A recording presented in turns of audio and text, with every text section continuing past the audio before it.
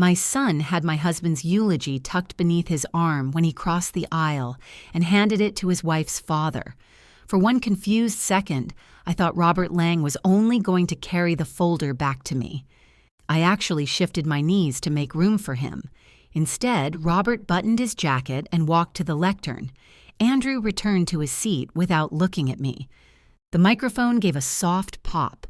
Robert laid my gray folder open in front of him, rested both hands on either side of it, and waited for the room to settle. He'd always known how to wait for silence, as if silence worked for him. "We're here today to remember Thomas Mercer," he began, in that deep, steady voice people trusted on contact. "And the truest way to remember Thomas is through the small things." My first sentence, not similar to my first sentence, not inspired by it, mine.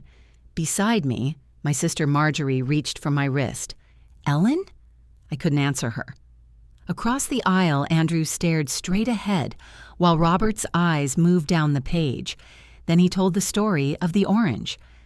3 hours earlier, Andrew had stood in my kitchen eating dry cereal out of a coffee mug because every bowl I owned had been commandeered by women bearing potato salad.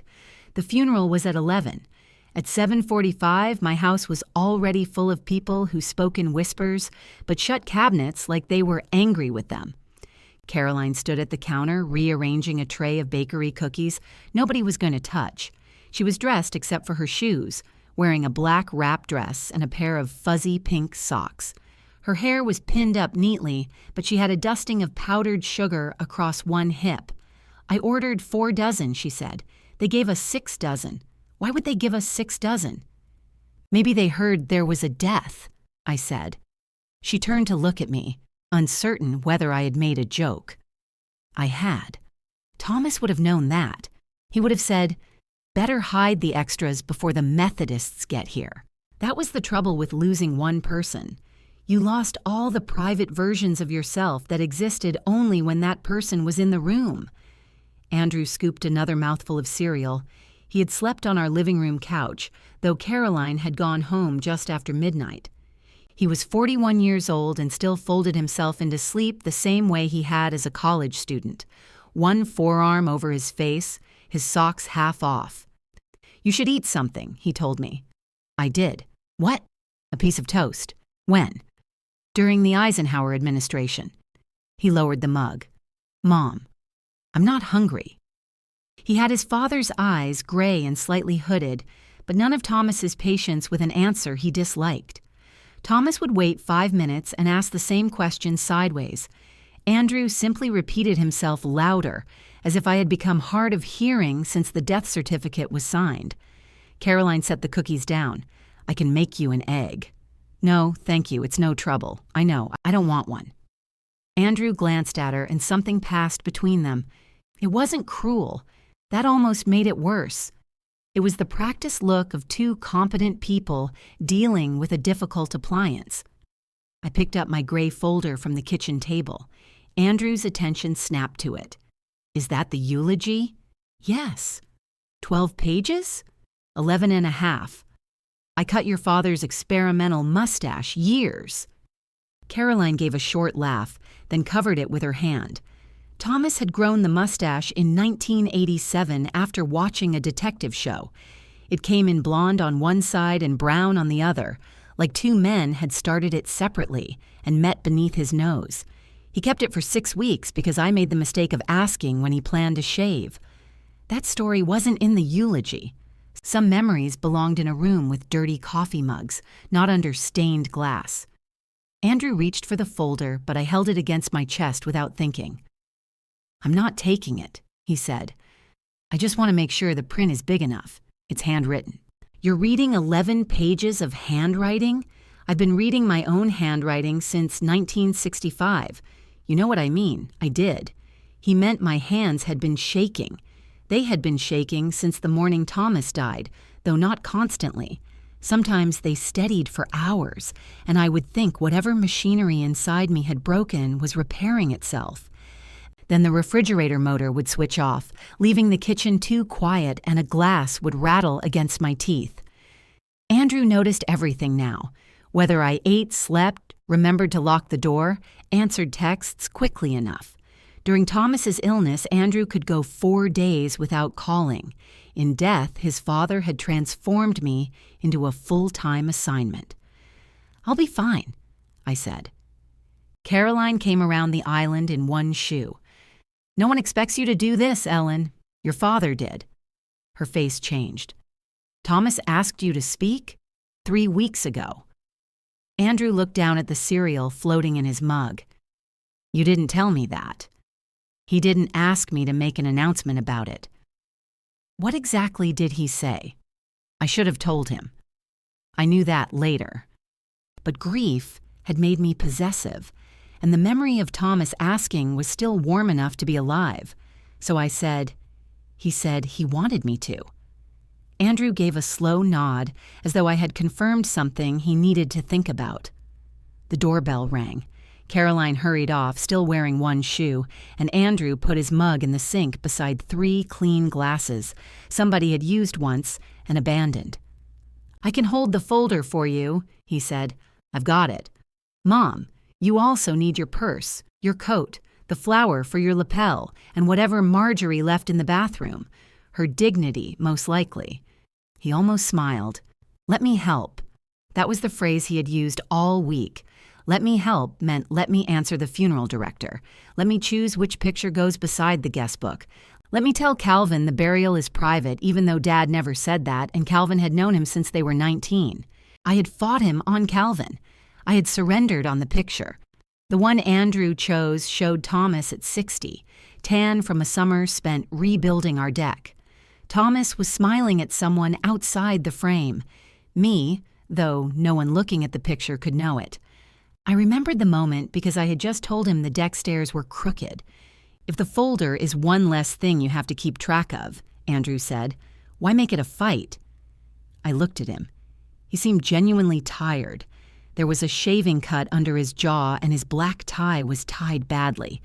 Thomas had always tied Andrew's tie before weddings and funerals, even after Andrew learned how.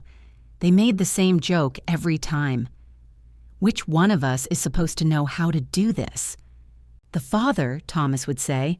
Then we're in trouble. There would be no joke that morning. No impatient Thomas turning Andrew by the shoulders and starting over. I handed him the folder. "Keep it flat," I said. "I will. And don't set coffee on it. I'm not Dad." The words landed between us. Andrew's face tightened, but Caroline returned with one shoe on, and my neighbor Judith behind her carrying a casserole wrapped in a beach towel. Nobody said anything about it. At the funeral home, people kept telling me Thomas looked peaceful. He did not look peaceful. He looked unavailable.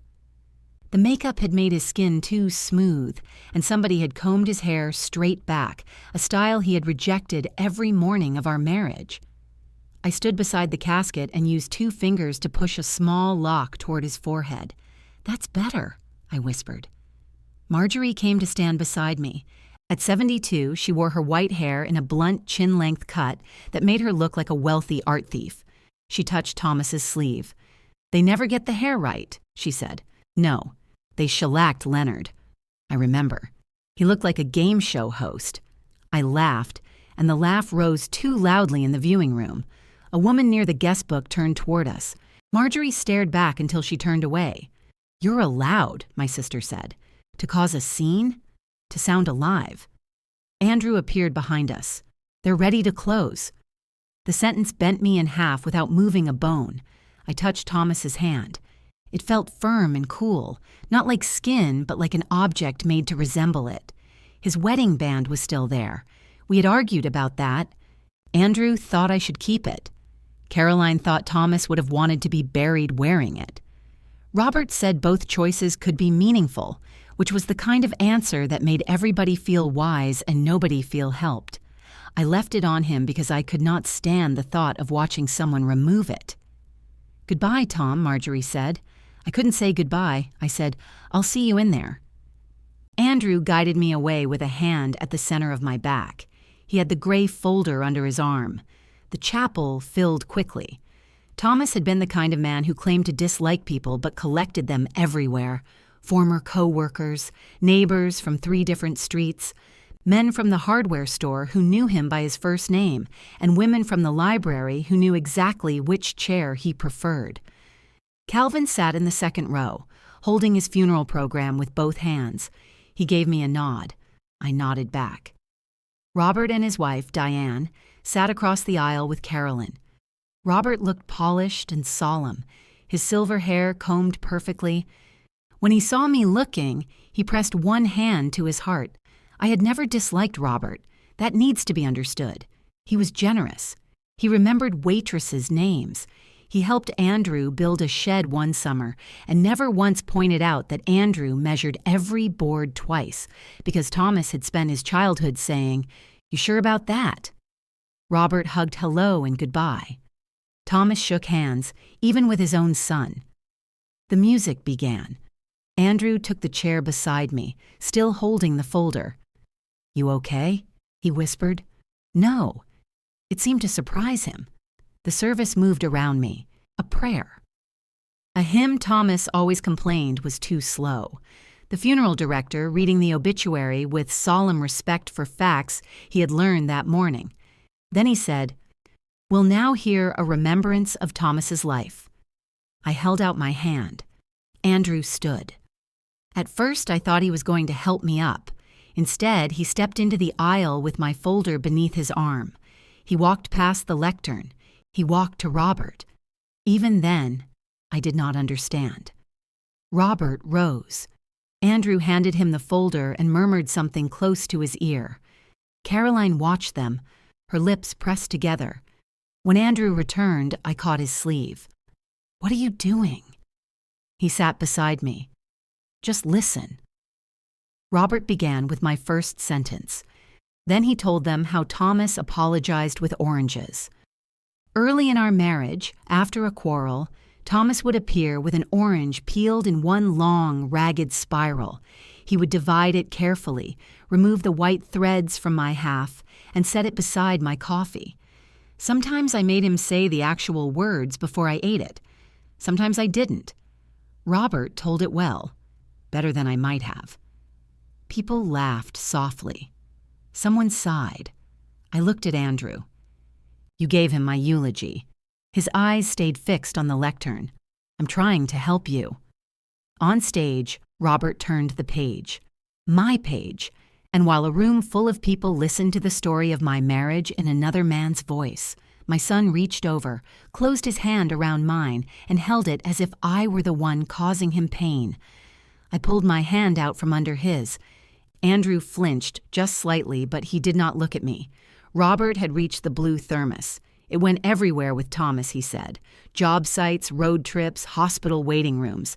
The handle broke in 1999, and rather than buy a new one, he repaired it with electrical tape. A low ripple of laughter moved through the chapel. It had been 1998, and Thomas had used the black tape because I'd thrown away the silver kind after he tried to patch a crack in our dishwasher hose with it. The thermos handle broke when I dropped it, not Thomas. He'd repaired it because it was the first thing I bought him after we got married. That part was on the next line. Robert skipped it. He was not being malicious. He was doing what confident speakers did with someone else's writing. He was finding the clean path through it, cutting the side roads, turning a marriage into 7 appealing minutes. I watched his finger move down the page. He had made marks in the margins. Even from the first row, I could see the dark slashes where he had crossed things out. My stomach turned. Beside Robert, Caroline sat with one hand over her mouth. Tears shone on her cheeks. Diane rubbed her back. Marjorie leaned toward me. "Did you ask him to do this?" "No." Her head moved slowly in Andrew's direction. "Not here," I whispered. "I haven't done anything. You're about to." She was. My sister had once stopped a christening to tell the minister he was saying the baby's name wrong. She considered timing a form of cowardice.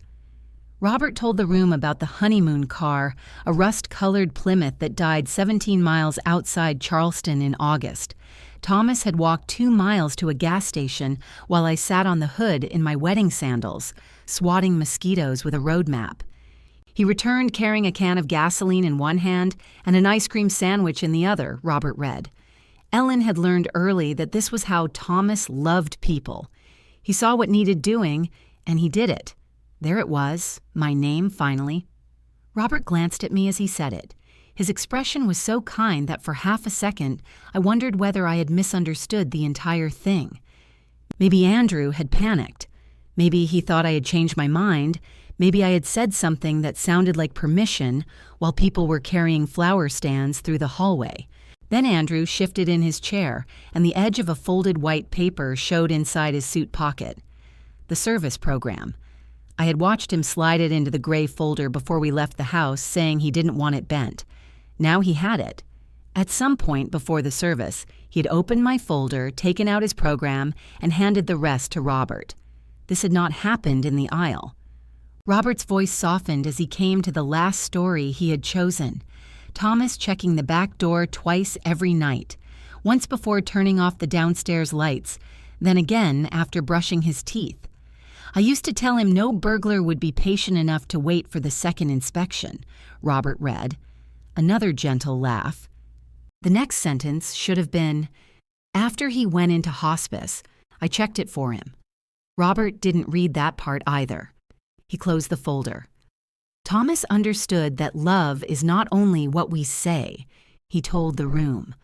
Those words were his. I could hear the change. Love is what we safeguard.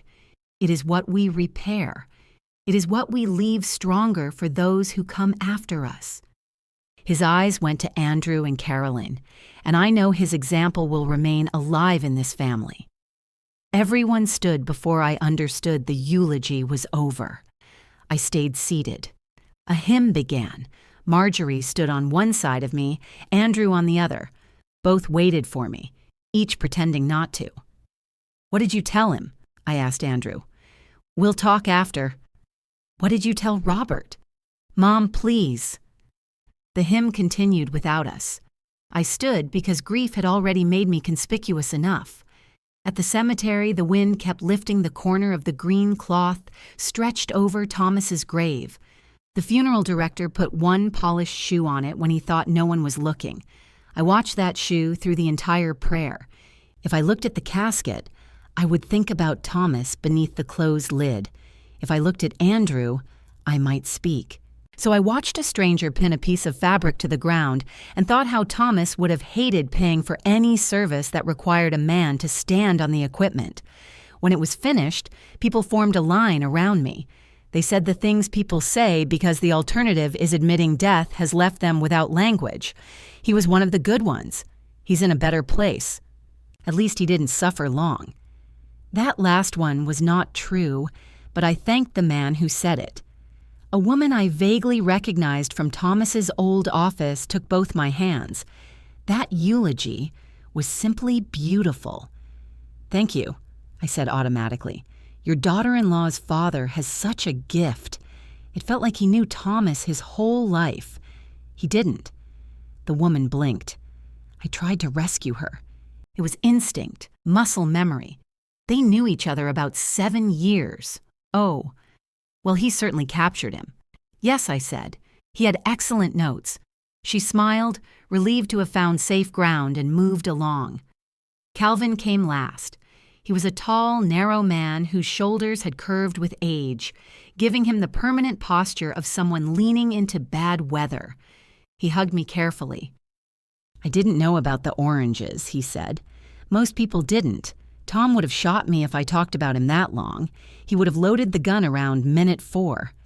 Calvin smiled, but his eyes went to my face. You all right? No. Good. That startled a laugh out of me. He squeezed my arm. Call me when everybody stops bringing food. Could take months. I'll risk it. Andrew appeared behind him. Calvin, we're keeping the gathering pretty small at the house. Calvin's smile disappeared. He's invited, I said. Andrew looked at me. Of course. I just meant, I know what you meant. Calvin cleared his throat. I can come by another day. You can come today. He studied both of us, then nodded. I'll follow Marjorie. The gathering at my house was not small. Every horizontal surface held a platter, vase, framed photograph, or sweating glass. People migrated through the rooms telling stories at a volume that would have annoyed Thomas. Someone had put on music in the den. Someone else had turned it off. My neighbor Judith kept asking where I stored serving spoons, though she had lived next door for 18 years and knew my kitchen better than some relatives did. I stood near the dining room archway while people carried pieces of my life past me on paper plates. Robert was beside the fireplace, still holding the gray folder. I started toward him, but an elderly cousin of Thomas's blocked my path with a hug that smelled like rosewater and wintergreen. By the time I escaped, Robert had disappeared. "Where did your father go?" I asked Caroline. She balanced a cup of coffee on a saucer. "He took Mom home. She had a headache. He still has my folder." "Oh, I'm sure he'll bring it back. I need it." "Today?" The question was gentle, but it carried the same faint surprise I had been hearing all week. Why would the widow care about this particular thing? Hadn't she noticed that larger things were happening? "Yes, Caroline. Today. I'll text him." She set her cup down and took out her phone. Her thumbs moved. I waited. "He says it's in the car. He'll keep it safe." "That isn't what I asked." She looked up. "They're already halfway home, Ellen. They live 12 minutes away. I'll have him bring it tomorrow." Why did he have it in the first place? Her face went still. There it was, not guilt exactly. Recognition. "Andrew thought it would be easier," she said. "For whom?" Before she could answer, Andrew called from the kitchen. "Caroline, do you know where the extra trash bags are?" She glanced toward his voice with visible relief. "Under the sink," I said. "You know that." Andrew appeared carrying a clear bag full of crushed cups. I was asking Caroline. "In my kitchen." He took one look at my face and lowered the bag. "Not now." "You keep saying that, as if you get to schedule when I understand what happened." Caroline glanced toward the living room. "People can hear." Marjorie, standing 3 feet behind her with a cookie in one hand, said, "We certainly can." "Marjorie," I warned. "What?" I'm agreeing with her. Andrew put the trash bag down. "Can we go into the kitchen?" "We are in the kitchen," I said. "The back room, then." He walked away before I agreed. Caroline stayed by the counter, pressing her thumbnail into the side of her phone case. I followed Andrew into the small laundry room off the kitchen. Thomas had called it the back room because it contained a door. In 43 years, I never convinced him that doors did not determine room names. Andrew closed it behind me. The dryer was running, probably full of dish towels Judith had decided needed washing. Its drum made a soft, rhythmic thump. "What happened?" I asked. "I saw you this morning." "You saw me what?" "Shaking. Not eating. You could barely stand at the casket." I stood. "You know what I mean." "No." "You keep saying that, and I don't." He dragged both hands over his face. His cuffs pulled back, exposing the old watch Thomas had given him when he graduated from college. "I didn't think you could get through it. So you gave it away." I asked Robert to be ready. "Before the service?" He paused. "How long before?" "Last night." The dryer thumped. I looked at the wall behind him. A single brown sock had fallen between the machine and the cabinet. Thomas's sock. I had probably stepped past it 20 times that week. "You planned it last night," I said. "I made a backup plan. And this morning you asked whether the print was big enough. I was worried about you. You asked to hold the folder because your hands were full. Then you took my program out before you handed it to him." His eyes flickered. He hadn't expected me to notice that. "I made a judgment call," he said. "That's what people do when somebody they love isn't in a condition to make good decisions." I stared at him. He heard it then. I saw him hear it. But instead of taking it back, he straightened his shoulders. "Robert knows how to do this," he continued. "He knew how to hold the room together. You would have broken down halfway through, and then what?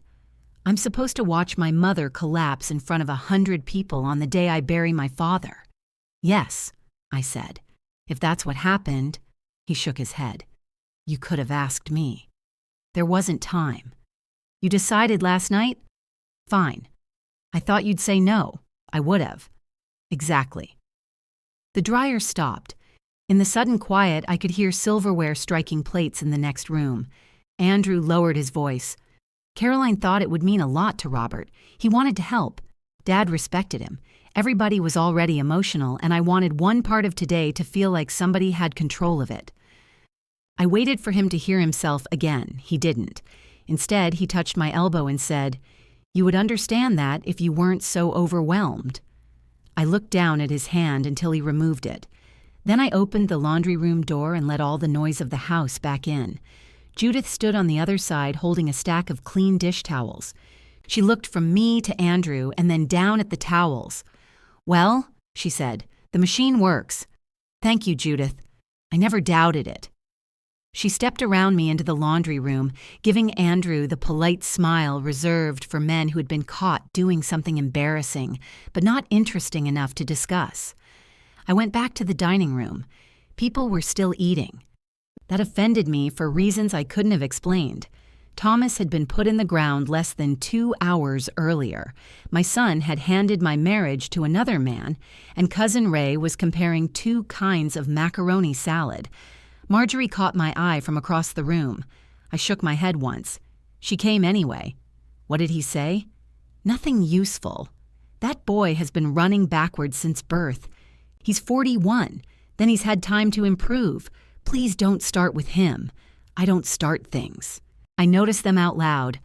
Andrew emerged from the laundry room and picked up the trash bag. He carried it through the house with an expression of determined helpfulness. Caroline followed him to the back door. They moved well together. I had always liked that about them. In restaurants, they could decide what to share without negotiating. At Christmas, she wrapped while he labeled. When one began a story, the other supplied dates, names, and the reason the story mattered. Thomas and I had never moved that way. We were more like 2 people carrying opposite ends of a couch up a narrow staircase. There was effort, yelling, and at least one moment when both of us considered letting go. But the couch always reached the 2nd floor. "You want me to make them leave?" Marjorie asked. "No, I could announce a gas leak. You did that at Leonard's retirement dinner." There was a smell. It was shrimp. Shrimp goes bad. She moved closer. "Ellen, I can't do this in front of everybody. You don't have to do anything." That sounded lovely. It was also nonsense. A woman near the fireplace needed to know where to put her coffee cup. Calvin wanted permission to take Thomas's old work gloves from the garage. Cousin Ray had parked behind someone. Every person in the house seemed to believe I possessed information that death should have erased. I answered questions. I accepted hugs. I found a plastic container for leftover ham and told 3 different people the same story about Thomas falling asleep during a symphony concert. By 4 o'clock, only family and the stubborn remained. Calvin stood in the kitchen wrapping 2 pieces of pound cake in a napkin. "For later," he said. "You don't have to steal. You can ask." I'm asking while stealing. More efficient. Thomas liked Calvin because he never tried to improve him. They could sit in the garage for an hour, speaking only to criticize a tool neither planned to buy. I touched Calvin's sleeve. "Take the gloves." His hand stopped. "You sure?" "He would want you to have them. Tom wouldn't want anybody to have them. He'd want to come back and complain we put them in the wrong drawer. That isn't an option." "No." The words sat between us. Calvin folded the napkin over the cake. "Not today. You've worn holes through yours." I said not today. It was the first refusal all afternoon that felt like kindness.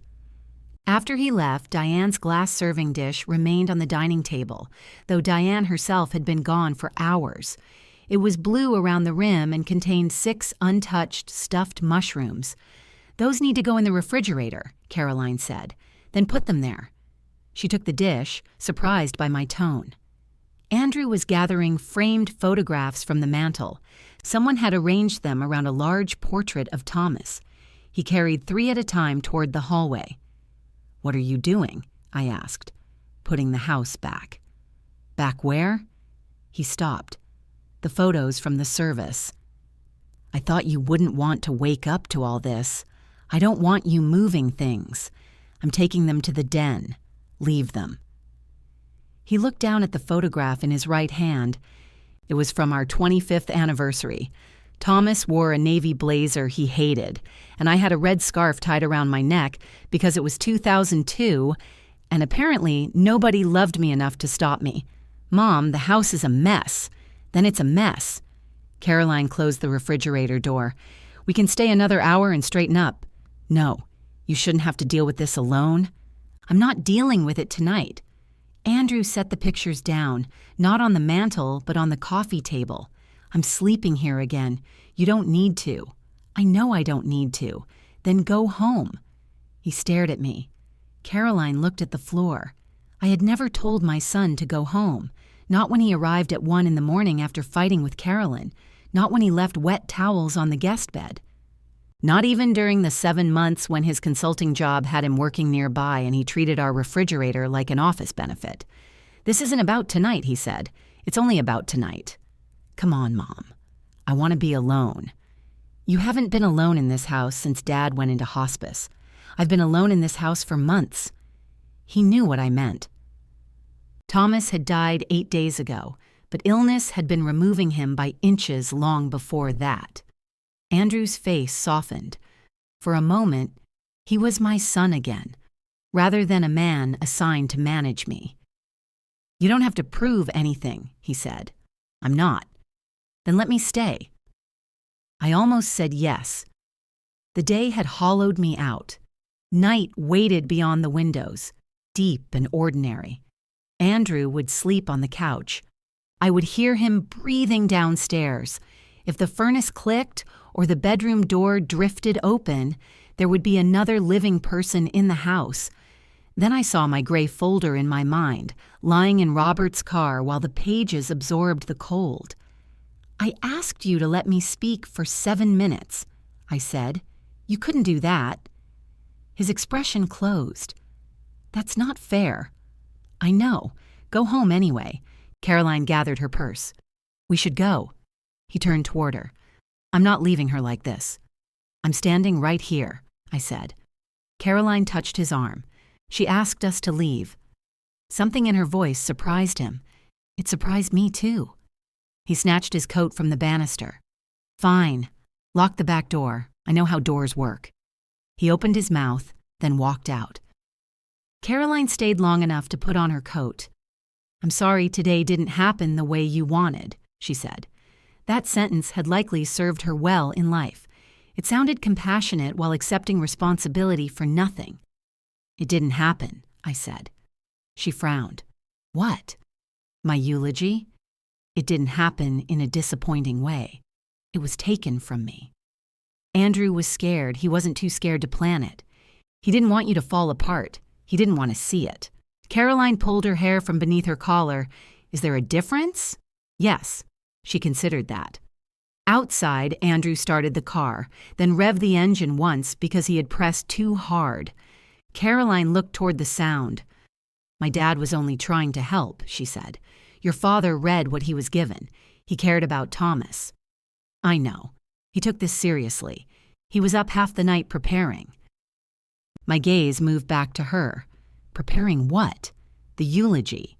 He had it last night? She went pale in a very slow, honest way. Andrew had told me he made a backup plan the night before. I had assumed he called Robert, that Robert agreed to be ready if I failed. I had not understood that the folder itself had already passed between them. Caroline gripped her purse strap. "I thought you knew. How would he have my pages last night?" He had photographs of them. The kitchen seemed to tilt, though nothing moved. Andrew took pictures. He wanted Dad to look them over, just in case. And when was this? I don't know. Yesterday afternoon, maybe. Yesterday afternoon, I had been upstairs trying on 2 black dresses while Andrew waited in the kitchen. He had told me not to hurry. "Did you read them?" "No." "Did your father?" "He needed to if he was going to help." I looked past her into the dining room. On the table, crumbs surrounded empty plates. A folded napkin sat in a glass of melted ice. My home looked like a restaurant after closing. Caroline stepped closer. "Ellen, I honestly thought Andrew talked to you." Did you? Did I what? Talk to me. She had no answer. The car horn gave one short, impatient tap. Caroline flinched. I'll make sure Dad brings the folder tomorrow. Don't make sure of anything for me. She left without saying goodbye. I locked the door behind her. For a while, I wandered through the house, turning off lamps. I left the dishes. I left the photographs on the coffee table. Somebody had placed Thomas's portrait on his chair, and from the doorway it looked as if his head were floating above the cushions. Ridiculous, I told him. The portrait continued smiling. Upstairs, the bed had been made by someone who tucked the sheet too tightly. Thomas's pillow was still dented from the last night he had slept there, almost a month before he died. I had preserved that dent without admitting it, lowering myself carefully onto my own side and lying stiffly near the edge. I changed into my nightgown and brushed my teeth. Then I checked the back door. Once. I stood in the dark kitchen with my hand on the lock. The second check had never been about the door. Thomas would lock it, walk upstairs, and ask, "Did I lock the back?" I would say yes. He would come down anyway. For years it irritated me. Then it became funny. Then familiar. Then proof that another person lived in the house. I checked it again. When I turned, I saw the brown sock I had picked up from beside the dryer and carried without noticing. I was still holding it. The elastic was stretched. There was a small hole near the heel. It was not important enough to save, and too much his to throw away. I sat at the kitchen table with the sock in my lap. The house made sounds Thomas used to identify for me.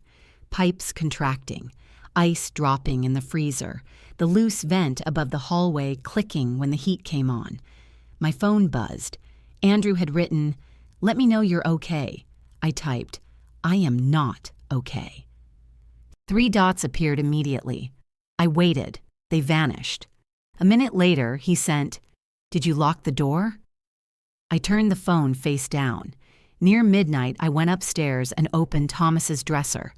His clothes still smelled faintly of cedar and the soap he bought in packs of 12. I placed the brown sock beside its unmatched partner. On top of the dresser was the blue thermos. The repaired handle was rough beneath my fingers. When I unscrewed the lid, the inside smelled like old coffee no matter how many years it had been empty. Robert had told the room Thomas repaired it because he disliked waste. That was true. But Thomas had repaired plenty of things badly and thrown them away later. He kept the thermos because I had given it to him. He had told me that once, impatiently, when I suggested buying another.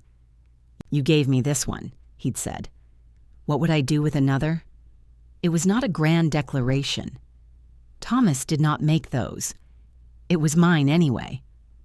I carried the thermos to bed and set it on his nightstand.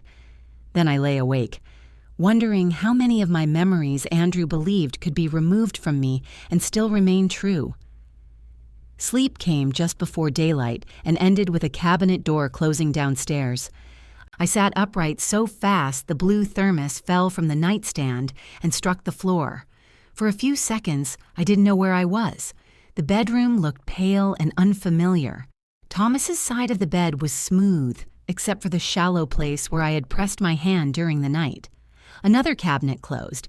I picked up the thermos and stepped into the hallway. Andrew? Yeah. The answer came from the kitchen as casually as if he still lived there. I went downstairs in my nightgown and found him unloading a paper bag onto the counter. Coffee, bagels, 2 plastic containers of cream cheese, and a fruit cup that cost more than an entire pineapple. He glanced at the clock. "You slept late. What are you doing in my house?" He stopped with a bagel in his hand. "Bringing breakfast. How did you get in?" "My key." I locked the door. I noticed. "You didn't ring." "I did. You didn't answer." My phone was upstairs, still face down beside the bed. Andrew put the bagel on a napkin. I called twice, too. After last night, I wasn't going to stand outside wondering if you were okay. "So you came in?" "Yes." The answer was so simple that it left no room for the question underneath it. I tightened my robe. What if I'd been in the shower? I've seen you in a bathrobe before. What if I'd fallen? Then it's a good thing I came in. What if I wanted to sleep? You did. It's almost 10. I looked at the coffee he had bought me. Medium roast, 1 packet of sugar, no cream. Correct. Of course it was correct. Andrew knew the shape of my morning and still could not recognize it belonged to me. He pushed the cup toward my usual chair. "Sit down," he said. "Eat something." "No. Mom, stop saying my name like I'm refusing medication." He sighed and took off his coat. Beneath it, he wore jeans and one of Thomas's old flannel shirts. I stared at it. "What?" he asked. "That's your father's." He looked down. He gave it to me. "When?" "A couple years ago." Thomas had owned 6 flannel shirts that looked nearly identical, and I had complained about everyone. This one had a frayed left cuff. I remembered sewing the button back on while Thomas wore it because he was late and unwilling to remove his arm. It was possible he had given it to Andrew. It was also possible Andrew had taken it from the coat hook during one of the hospital weeks and Thomas had never noticed. The fact that I couldn't know made me angry at both of them. "It looks like his," I said. "I know." Andrew's voice softened. He rubbed the frayed cuff between his fingers. For one moment, grief entered the kitchen without choosing sides. Then he opened the fruit cup and handed me a plastic fork. I sat because standing there had become more exhausting than surrender. He took the chair across from me. "I'm sorry about last night." I waited. "I shouldn't have said you weren't capable of making decisions." "That isn't exactly what you said. It's what you heard." "No. It's what you said with extra words." His jaw tightened. "I'm trying to apologize." "You're describing an apology. Keep going." He leaned back. Thomas used to do that when a conversation stopped following the route he had selected. "I should have handled it differently," Andrew said. "How?" "I should have talked to you. Before you photographed my eulogy?" His eyes dropped to the table. "How did you unlock my phone?" I asked. "I didn't." "Then how did you photograph 11.5 pages? They were on the desk in Dad's den. I remembered leaving them there while I went upstairs to try on dresses. I had placed Thomas's brass ruler across the top because the ceiling fan was running. You went through them. They weren't hidden. That doesn't make them yours. I wasn't stealing state secrets. It was a speech you planned to give in public. I planned to give it, and I thought you might need help. Robert's help. He's good at that kind of thing." "What kind of thing?" "Speaking, keeping his composure, knowing what people need to hear."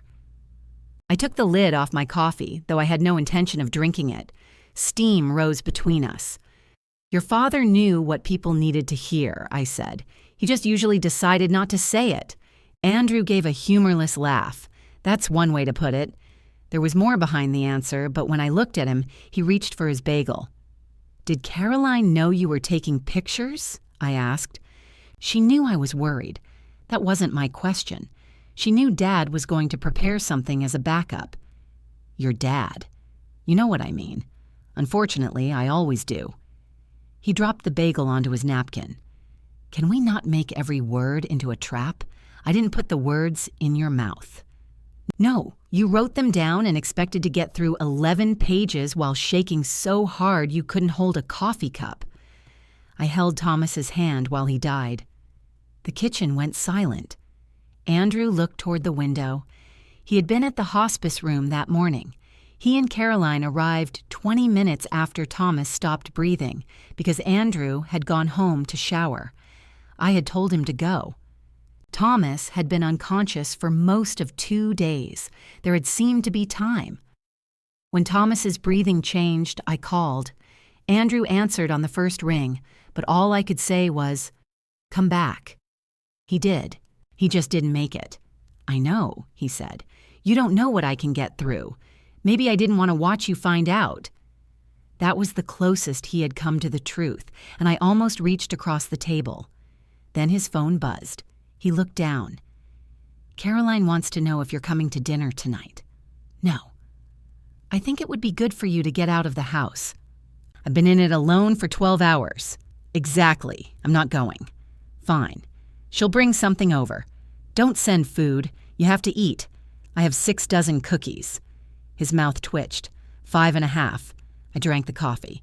It was exactly right and already cooling. Andrew watched me take 2 bites of bagel before he stood. I made a list, he said. Of course you did. He pulled a folded yellow sheet from his back pocket. Thomas made lists on the backs of envelopes and then lost them. Andrew typed his, printed them, and added square boxes beside each item. This is just practical stuff, he said. Thank you cards. Returning serving dishes. Deciding what to do with the flowers. The funeral home said they can provide additional copies of the certificate if you need them. I know. We should also start thinking about Dad's clothes. No, not today. Then don't put it on today's list. He drew a line through something. Okay, what did you cross out? Nothing. Let me see. He handed me the page. The crossed-out item said garage. What about it? He hesitated. Some of Dad's tools are worth keeping. Some are junk. Calvin could help us sort them. Calvin was here yesterday. I know. I offered him the work gloves. He said not today. Andrew frowned. Why would you give those away? Because your father would want him to have them. Did Dad say that? No. Then how do you know? The challenge in his voice was small but unmistakable. I set the list on the table. I was married to him for 43 years, and I was his son. I'm aware. You don't get to decide I have no claim to anything because you're mad about the funeral. I haven't decided anything about the tools. You just gave his gloves to Calvin. I offered. Calvin had the good sense to wait. Andrew paced toward the sink. I'm not trying to strip the house, Mom. I'm saying we should make a plan before people start asking for things. Who is asking? Nobody yet. Then the emergency has passed. He gripped the edge of the counter. I would like Dad's watch. The one you're wearing? He looked down, confused. Your father gave you that when you graduated, I said. It was his father's before that. You already have his watch. I mean the silver one he wore every day. I knew which one. It sat in the top drawer of my dresser inside a small hospital belongings bag with Thomas's wallet, eyeglasses, and wedding ring receipt from 1979. The nurse had handed it to me while his body was still warm. I'm not ready, I said. I didn't say I needed it now. You put it on a list the morning after the funeral, so it doesn't get lost. It isn't lost. I know. Do you? His face reddened. This is exactly why I stayed on top of things this week. Every question turns into some accusation that I'm pushing you out. I didn't say that. You don't have to. Marjorie looks at me like I'm changing the locks. You let yourself in this morning. Because you didn't answer. The first thing you did when I didn't respond the way you wanted was use a key. He stared at me for a long moment. Then he picked up his coat. Keep the list, he said. I don't need it. Somebody does. He walked toward the front hall. Andrew. He stopped but didn't turn. Where's my folder? Robert has it. I know that. When is he bringing it? Caroline said her parents left early this morning. They had a reservation in Asheville through Wednesday. Your father-in-law took my eulogy on vacation. He didn't know it was in the car until they were already home. They went home after the funeral. They left this morning. Why didn't he bring it back last night? Andrew turned then. Because after speaking at my father's funeral and driving his wife home with a migraine, returning a folder probably didn't feel urgent. To him. He closed his eyes briefly. I'll get it Wednesday. No. Robert can bring it to me. Why does that matter? Because it belongs to me. You're acting like he wanted to take it. I don't know what he wanted. Nobody asked me. Andrew put on his coat. You are determined to believe the worst possible version of everybody, and you are determined to hand me the version you prefer. He opened the door. Cold air rushed along the floor. Lock it behind me, he said. I know how doors work. He left. I sat at the table until his car disappeared past the front window. Then I picked up the yellow list. Thank you cards. Serving dishes, flowers, certificates, clothes, garage. At the bottom, beneath everything else, Andrew had typed, Sunday dinner, my house or ours. Every Sunday for 11 years, Andrew and Caroline had eaten at my table. Even when Thomas was sick, even when I had to puree his food separately and carry his tray upstairs, I roasted chicken, boiled potatoes, made coffee, and wrapped leftovers for Andrew to take home. He had put the tradition on a task list before his father's grave had settled. I took a pen from the drawer and checked the box beside it. Then I wrote neither. I left the list on the table. By noon, I had completed 4 of Andrew's boxes. The serving dishes bothered me first. They crowded the counters with other people's kindness, every one of them requiring washing, labeling, and a conversation I did not want to have. Diane Lang's blue-rimmed dish went into a cloth grocery bag with Judith's pie plate and 3 containers whose owners had taped their names to the bottoms. Thank you cards came next. I wrote 9 before realizing I had thanked 2 people for the same peace lily. The flowers were dying in stages, roses bent at the neck, lilies dropped orange pollen onto the dining table. A basket of chrysanthemums remained aggressively alive, as if determined to outlast everybody in the house. I carried the worst arrangements to the trash, then felt guilty and pulled out the flowers that could be saved. Thomas would have watched this for 10 minutes before asking why I was sorting garbage. Because some of it is still good, I said aloud. The empty kitchen did not challenge me. I put the surviving flowers into drinking glasses and lined them along the windowsill. Then I crossed out flowers on Andrew's list. That annoyed me enough to stop. For the next 2 days, people called. Some wanted to check on me. Some wanted details about Thomas's last hours. One woman from his old office spent 12 minutes describing her own husband's prostate. I listened because she sounded lonely and because grief had made ordinary rudeness seem almost refreshing. Andrew called every morning at 9 and every evening at 6. Did you eat? Yes. What? Food. What kind of food? Andrew, if I say cookies, are you going to report me? To whom? Whoever supervises widows. He did not laugh. Caroline sent messages with hearts and photographs from her parents' trip.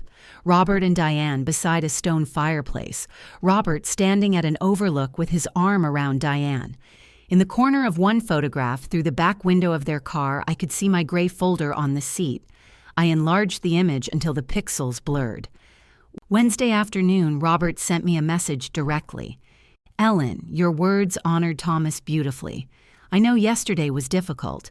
I would like to return your pages in person after we get home. With love, Robert. I read it 4 times. Your words. At least he knew they were mine. I typed, please bring them to my house. He responded with a pair of praying hands. I had no idea whether that meant, yes, thank you, or God will decide. They were due home Thursday evening. Friday passed without Robert appearing. Caroline said they had returned late and her mother was tired from the drive. Then Robert can come alone. He will. He wants to do it properly. Properly would have been before he read them. There was a short pause. I know you're angry, she said. I looked at the phone. Did Andrew tell you to call me? No. Did he ask you to see whether I was still angry? He asked how you were. And you said? I said you sounded angry. I'm glad we cleared that up. Ellen, we're all grieving. It was true, which made it useless. Saturday morning, I found myself standing in the grocery store with a raw chicken in my cart. I stared at it between the celery and a bottle of dishwashing soap. Sunday dinner chicken, 5 pounds, enough for 4 people and leftovers. I had picked it up without deciding to. My body had pushed the cart to the poultry case, while my mind was wondering whether Thomas's winter coat needed cleaning before I stored it. I put the chicken back. Then I stood there, ashamed, as if I had abandoned it. An employee in a green apron watched from behind a stack of canned beans. Something wrong with that one? No, you squeezed it pretty hard. I was married a long time. He nodded slowly. Okay. I took a smaller chicken, then put that one back too. I bought soup, a loaf of bread, and 1 pear. At home, Andrew's yellow list was still on the table. Beneath Sunday dinner, my house or ours? And my answer, He had left space. I wrote my house, one person. Sunday arrived with the same bright, careless weather we had experienced on the day Thomas died. At 3:30, I set a place at the kitchen table, not the dining table. I heated the soup and cut 2 slices of bread because Thomas always ate one and then reached for half of mine. I put the extra slice back. At 4, a key turned in the front door. The sound went through me like a hand between my shoulder blades. I reached the hallway as Andrew stepped inside carrying a covered pot. Caroline stood behind him with a tote bag and a bouquet of grocery store tulips. "What are you doing?" I asked. Andrew lifted the pot. "Bringing dinner." "I told you I wasn't having Sunday dinner. You said you weren't coming to our house." I said neither. "You wrote that on a list and left it here. How do you know what I wrote?" He paused. I looked at the key in his hand. "When were you in here?" "Yesterday." "What?" "I stopped by. You weren't home. I went to the grocery store." I could tell. "How?" "The car was gone." "No, Andrew. How could you tell what I bought?" He looked past me toward the kitchen. There was one bag on the counter. I had left the bread out. "You came into my house while I wasn't here. I brought your mail in. It was sticking out of the box." Caroline touched his back. "Maybe we should have called." "I did call," he said. She didn't answer. "I was gone 40 minutes. We weren't snooping. You read the list. It was on the table. So were my eulogy notes." His face hardened. Caroline stepped forward with the tulips. "Can we please not do this in the doorway?" "Yes," I said. "You can go home." She lowered the flowers. Andrew's grip tightened on the pot handles. "We brought beef stew. I have soup. For one?" "Yes." His expression changed. The anger remained, but something wounded moved beneath it.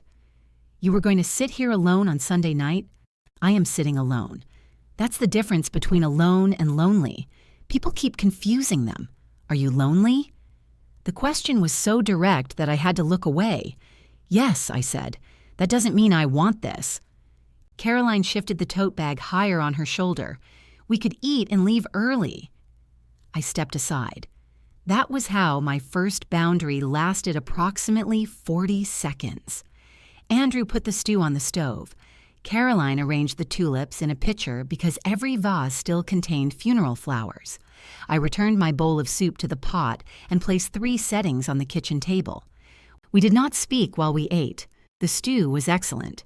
Caroline had used too much red wine, which Thomas would have approved of on principle. Andrew finished 2 bowls. He kept glancing toward the empty 4th chair. At last he said, "Dad's birthday is in 6 weeks. I'm aware. Caroline and I were thinking we should do something. Such as? Have people over. Keep it simple." I looked at Caroline. Her idea of simple involved printed menus. "At our house," she said quickly. "Not here." "We could make a video," Andrew continued. "Photos, stories, a few clips from the funeral." My spoon stopped. "Robert's eulogy was recorded," Caroline said. "Dad thought it might be nice to put it with pictures of Thomas." "No." They looked at me. "No funeral recording," I said. Andrew folded his napkin. "We wouldn't use anything upsetting." It was all upsetting. I mean the service itself. We could just use the audio of Robert reading my words. Caroline set down her glass. "We would credit you." "Credit me?" "Not like that. We'd make it clear you wrote it. It was clear on the pages." Andrew rubbed his forehead. "This does not have to turn into another fight. Then stop asking for pieces of the first one." He pushed his bowl away. "I thought remembering Dad together might be good for all of us. Then remember him? We are." "No, you're producing him." Caroline's cheeks flushed. "That isn't fair. Your father made my marriage sound like a well-written story about a man who fixed things, because that's what you wrote. I wrote about what it cost to love him, too." "Robert removed those parts." She looked startled. "Dad wouldn't have changed your speech." "He did." I watched him skip whole paragraphs. Maybe Andrew asked him to shorten it. Andrew said nothing. Caroline turned to him. "Did you?" There was a time limit. "According to whom?" I asked. The funeral director said to keep the whole service under an hour, and God knows Thomas hated overtime. A laugh escaped Caroline before she could stop it. She covered her mouth, and for one strange second, the three of us nearly smiled. Then Andrew said, "Can you send us a few other stories? We won't use the eulogy, just little memories people might not know. Like the orange, anything you want, I don't want." His shoulders dropped. "Mom, my memories are not supplies. Nobody said they were. You photographed them. You gave them to somebody else. Now you want more, to honor Dad. Your father did not belong to you more because he died." Andrew pushed back from the table. "And he didn't belong only to you. I never said he did. You don't have to. You're deciding who gets his things, who gets his stories, who gets to speak his name without offending you. I am deciding what you get to take from me." Caroline stared at her untouched second helping. I rose and carried my bowl to the sink. "When you leave, take the boxes from the basement." Andrew's voice sharpened. "What boxes? The ones you've stored here since you and Caroline moved into your house. That's not necessary. It is to me." "Why?" "Because I don't want to keep being useful in ways that let you mistake this house for yours." He stood. "So this is punishment?" "No. This is space. Same thing with better branding." I faced him. "Leave the key on the table." Caroline inhaled softly. Andrew stared at me as if I had slapped him. "You can't be serious. I am. What if something happens?" "Then I'll call." "What if you can't?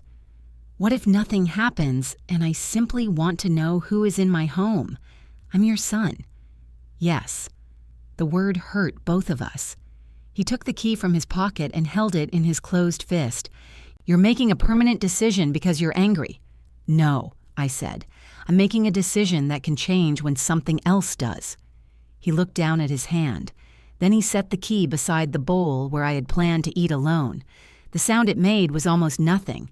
Metal against wood. A small finish sound. Andrew kept his fingers on the key for a second after setting it down, as though he might change his mind and close them around it again. Caroline stood and began clearing the table. "You don't have to do that," I said. "I know." She stacked the bowls anyway. Andrew looked toward the basement door. "I'm not taking the boxes tonight. I didn't ask you to. I'll come Saturday, call first." He gave one short laugh. "Right." "Andrew." "What? I mean it. I understand what you mean." He walked into the front hall and pulled on his coat. Caroline scraped the remaining stew into a container, sealed it, and placed it in my refrigerator. The pot went into the tote bag. When she passed me, she touched my shoulder. "I left you enough for tomorrow." "Thank you." Her hand stayed there. "This is going to hurt him," she whispered. "It already hurts me." "I know." The answer surprised me enough that I turned. Caroline's eyes were damp, but her expression held no accusation. She looked tired. Not funeral tired, marriage tired. "He shouldn't have come in yesterday," she said. "I didn't know he had. Thank you for saying that. He thought he was helping. I know that too." Understanding had become the currency everyone offered in place of change. Andrew called from the hall. "Are you coming?" Caroline dropped her hand. "Yes." She picked up the pitcher of tulips, carried it to the center of the table, and adjusted one crooked stem. Then she followed him out. The front door closed. I stood in the kitchen with Andrew's key in my palm. For years, that key had hung on a brass ring shaped like a fish. Thomas bought it for him after Andrew lost the previous key in Lake Norman. Andrew insisted it had fallen through a hole in his jacket. Thomas insisted the hole had developed because Andrew kept carrying an open pocket knife. Neither version explained why a house key had been near a lake. The brass fish was scratched now. Its tail had worn smooth beneath Andrew's thumb. I put it in the junk drawer, then took it out. I placed it on the hook beside the back door, where Thomas kept spare keys. That felt worse. Finally, I left it on the kitchen windowsill among the dying flowers. At 7:30, Andrew sent a message. "We're home. No good night, no heart, no instruction to lock the door." I typed, "Thank you for dinner." He did not respond. The silence continued into Monday. At 9 that morning, my phone remained blank. At 6, still blank. I had spent days resenting his calls, but the absence of them filled the house more completely than the ringing ever had. I caught myself carrying the phone from room to room. When Judith called, I answered so quickly she said, "Good heavens, were you holding it?" "No. You sound strange. I always sound strange." "That's true. I'm bringing your plate over." "What plate?" "The one with the green edge." "I don't have your plate." "Yes, you do. I put lemon bars on it. Someone ate the lemon bars." "Obviously." She came through the back gate 10 minutes later carrying 2 mugs of coffee and no coat. Her gray sweatshirt said, "Choose joy" in peeling gold letters. Judith was not by nature joyful. The shirt had been a gift, and she wore it as an act of aggression. She found the plate beneath a stack near the microwave. "You need a system," she said. "I had one before people fed me." She poured coffee and examined the key on the windowsill. "Andrew's?" "Yes." "Why is it here?" I asked for it back. Judith did not say anything. That was alarming. "What?" "I'm deciding whether this is my business. Since when has that stopped you?" "Fair." She pushed a mug toward me. "Did he do something besides the funeral? He came into the house while I was out. He's done that for years." "I know. And now you don't like it." "I didn't know he did it." "Ah." Judith drank her coffee. "Do you think I'm overreacting?" I asked. "I think you're reacting late." That irritated me because it felt true. She took her plate and left me with the coffee. Marjorie called at 11. Judith told me about the key. "They've known each other for 26 years, I said. "I still don't understand why. She thinks I'm glamorous." "Judith thinks paprika is glamorous." "What happened?" I told her about Sunday dinner. I did not expect approval exactly, but Marjorie had spent most of the funeral looking prepared to hit Andrew with a hymnal. Instead, she became quiet. "You asked for the key back?" "Yes." "And told him to get his things?" "Yes." "All because he brought stew?" "Don't do that. I'm asking." "No, you're shrinking it until I sound unreasonable." She sighed. "Ellen, he made a terrible choice. More than one. But he just buried his father. I just buried my husband." "I know. Does everyone? That boy has been trying to hold everything together with both fists. You can't be surprised when he crushes something. I'm not surprised. I want him to put it down. He may think you're putting him down." I looked at Andrew's key among the flowers. "He came into my house without asking," I said, "and he should stop. But there's a difference between telling him to stop and removing him. I didn't remove him. You told your only child to take his belongings and return his key 6 days after his father died. There it was. The sentence someone else would tell at Thanksgiving. The clean version. You think I should give it back. I think there will be fewer people in your life now, whether you like it or not. Don't make the number smaller while you're furious." It was such an ugly, practical warning that it frightened me. Marjorie must have heard something in my breathing because her voice softened. "I'm not saying forgive him," she said. "I'm saying leave a bridge somewhere. He knows my address." "Ellen, I have to go." "Where?" "Choir practice. You haven't gone to choir in 2 years. Then they'll be surprised." The choir met Monday afternoons in the Community Arts Building, in a rehearsal room that smelled like dust and peppermint. Thomas had disliked choral music. He said 30 people singing the same thing suggested a lack of confidence. Still, he came to every concert and sat near the back with his arms crossed, looking like he had been subpoenaed. I had left the choir when his appointments multiplied. At first, I called it a break. Then weeks became months, and people stopped asking when I was returning. When I entered the rehearsal room, 23 heads turned. Our director, Nancy Bell, stared at me over the top of her glasses. "Well," she said, "look what wandered in. I was nearby. You live 9 miles away. I got lost." Nancy hugged me so firmly my purse slid off my shoulder. No one asked me about the funeral. They had sent a card and a basket of pears. That was enough. Someone put music in my hands. Someone else shifted down a chair. We were rehearsing an arrangement of Shenandoah I had always hated. The altos entered 4 measures late, then blamed the accompanist. Nancy struck the music stand with her pencil. Again, she said. We began. My voice worked for the first verse. Halfway through the second, the woman beside me took a breath that sounded like Thomas's last breath. The room disappeared. I stopped singing. My throat closed.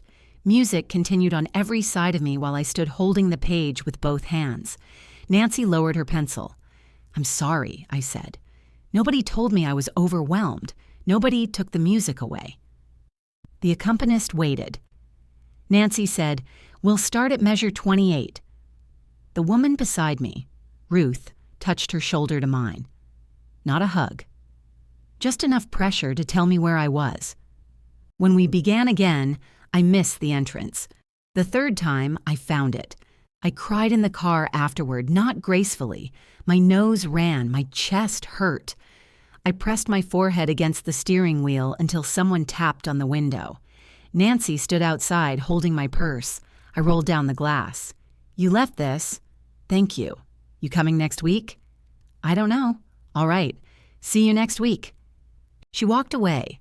At home, the light on my answering machine blinked. Thomas had refused to give up the landline because he didn't trust phones that could disappear into couch cushions. I pressed the button. Robert's voice filled the kitchen. Ellen, this is Robert. We're home, and I have your folder. I apologize for the delay. I'd like to stop by tomorrow around 10 if that's suitable. You don't have to call unless it isn't. All right. Good night. The message had been left while I was at choir. I listened again. His tone was formal, almost careful. Not the voice he used at barbecues or across restaurant tables, not even the voice he had used at the funeral. I called Marjorie. I'm leaving a bridge, I said when she answered.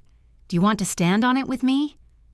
She arrived at 9:40 the next morning wearing navy trousers, red lipstick, and an expression that could have made a tax auditor confess. You're not here to interrogate him, I said. I'm here for support. You brought a notebook. I like paper. At 10 precisely, Robert's car pulled into the driveway. He came to the door carrying the gray folder in both hands.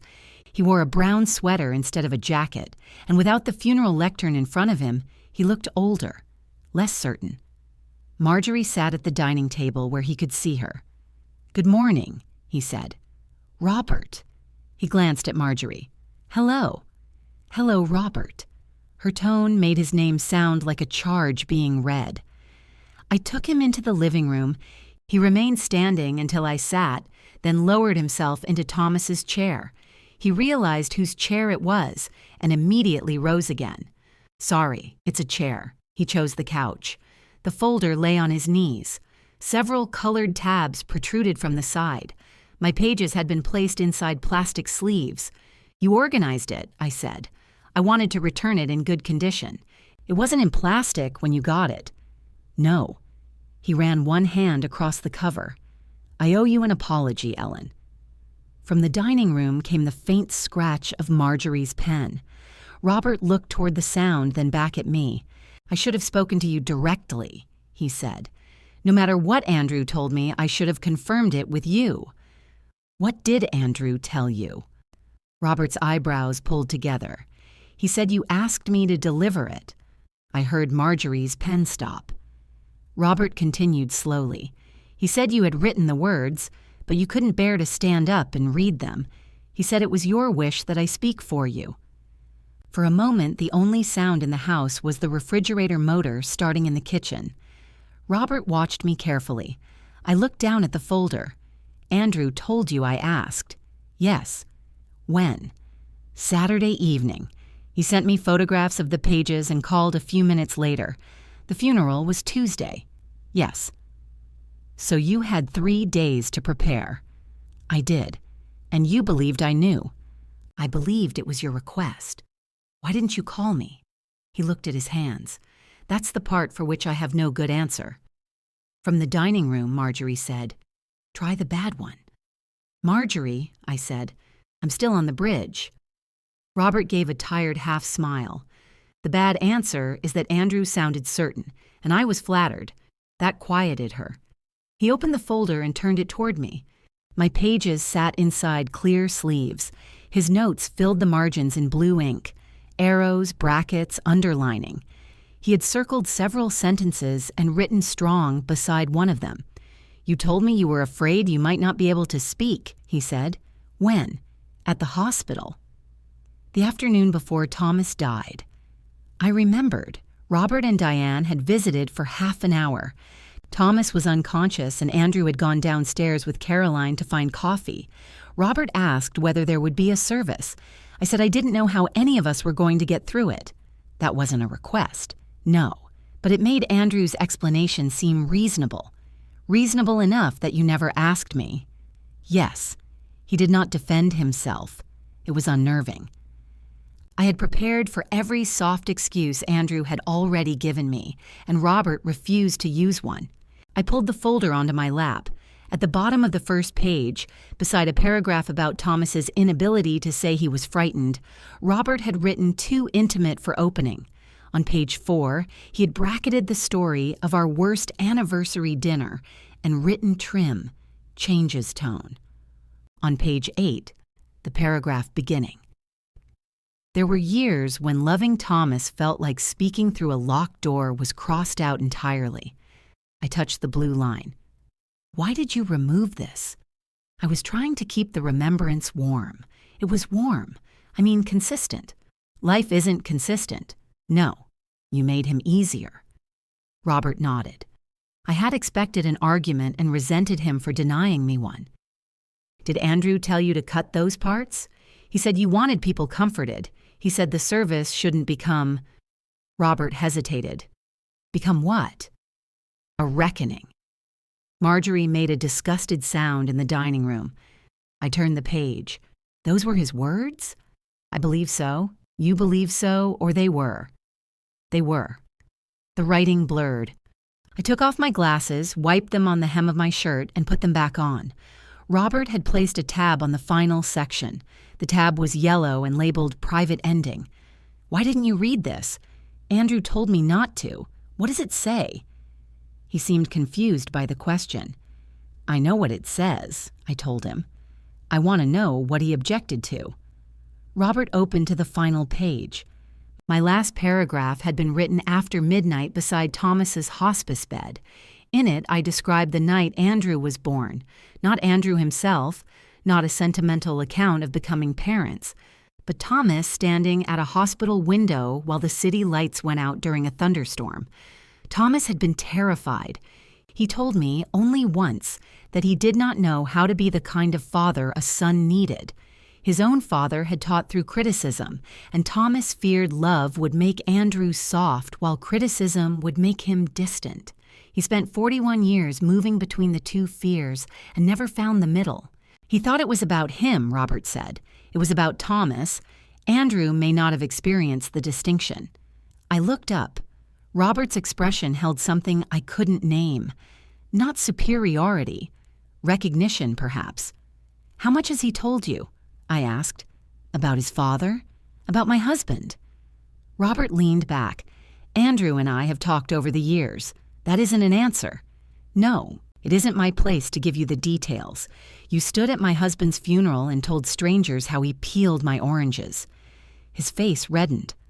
That's fair. What has Andrew said? That he often felt he disappointed Thomas. He did. Robert's eyes lifted. I mean, Thomas did make him feel that way, I said. Not that Andrew disappointed him. I understood. Thomas was proud of him. I'm sure he was. You don't sound sure. I'm sure he loved him. Pride is something a person should hear from the source. That sounded like Robert. Clean, quotable, impossible to disagree with. Thomas wasn't good at saying it. No. You are. I try to be. With my son. Yes. There it was. Spoken without shame or apology. Robert and Andrew had grown close over the 7 years since Andrew married Carolyn.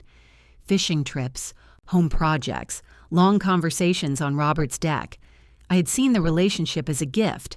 Thomas did too, mostly. He occasionally made a joke about Robert turning Andrew into a man who owned specialized grilling utensils, but I never heard jealousy in it. Maybe I hadn't listened for jealousy. Maybe Thomas had hidden that as efficiently as he hid everything else. Andrew wanted you up there, I said. Robert folded his hands. I think he did. More than he wanted me. I can't answer that. You just did. Marjorie entered carrying her notebook, though she had not written anything on the open page.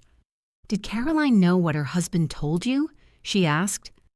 Not that I'm aware of, Robert said. You discussed this with your daughter. I told her Andrew had asked me to be prepared.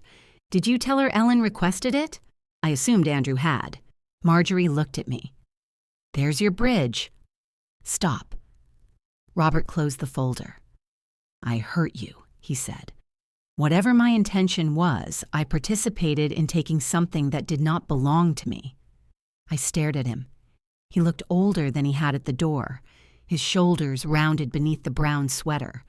I realized he had rehearsed that sentence, not because it sounded false, but because Robert rehearsed everything important. Why did you look at Andrew and Caroline at the end? I asked. That was my decision. Why? I wanted to say something about what Thomas left behind. You made them sound like the center of his family. They're my family. In the moment, I was trying to connect the words to the people in front of me. I was in front of you. Yes. He swallowed. I am sorry, Ellen. He did not ask me to accept it. He stood. I rose with him, still holding the folder. Thank you for bringing this back. I wish I had never needed to. At the door, he stopped. I don't want what happened to create trouble between you and Andrew. Marjorie laughed once. Robert closed his eyes. That was poorly said. Very, I agreed. What I mean is, I won't use this to protect myself. If Andrew tells you I misunderstood, call me. I will tell you exactly what he said. You think he'll say that? Robert took a long breath. I think grief makes cowards of people in very specific ways. Then he left. Marjorie and I watched through the window as he backed out of the driveway. I almost like him now, she said. It's irritating. I carried the folder to the kitchen table. My handwriting looked naked beneath the plastic. I removed the pages one by one, sliding them free of Robert's blue notes. The sleeves clung with static. Marjorie sat across from me. What are you going to do? I'm calling Andrew. Not yet. You spent a week wanting to throw a hymnal at him. Yes, and I've matured. In 7 days, I'm gifted. I reached for my phone.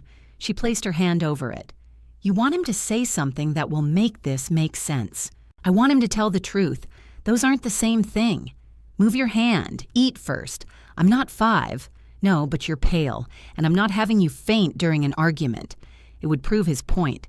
I hated her enough to eat half a cheese sandwich. Then I called. Andrew answered on the second ring.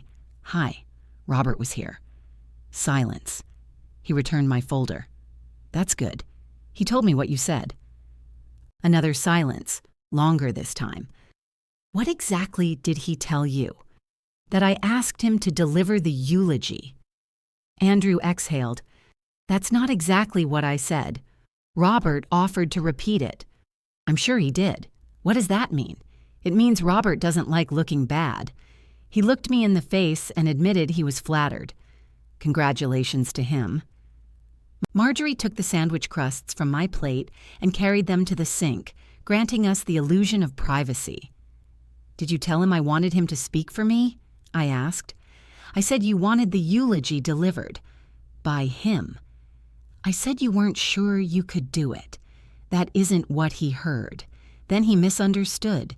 You told him not to read the ending. The line went quiet. Andrew, it was about me. It was about your father. It described him being afraid to have me. Did you think I wanted a room full of people hearing that?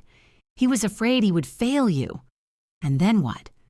We all cry because he predicted the future? The bitterness in his voice cut cleanly through my anger. Your father did not fail you. You really want to have that conversation now? Yes.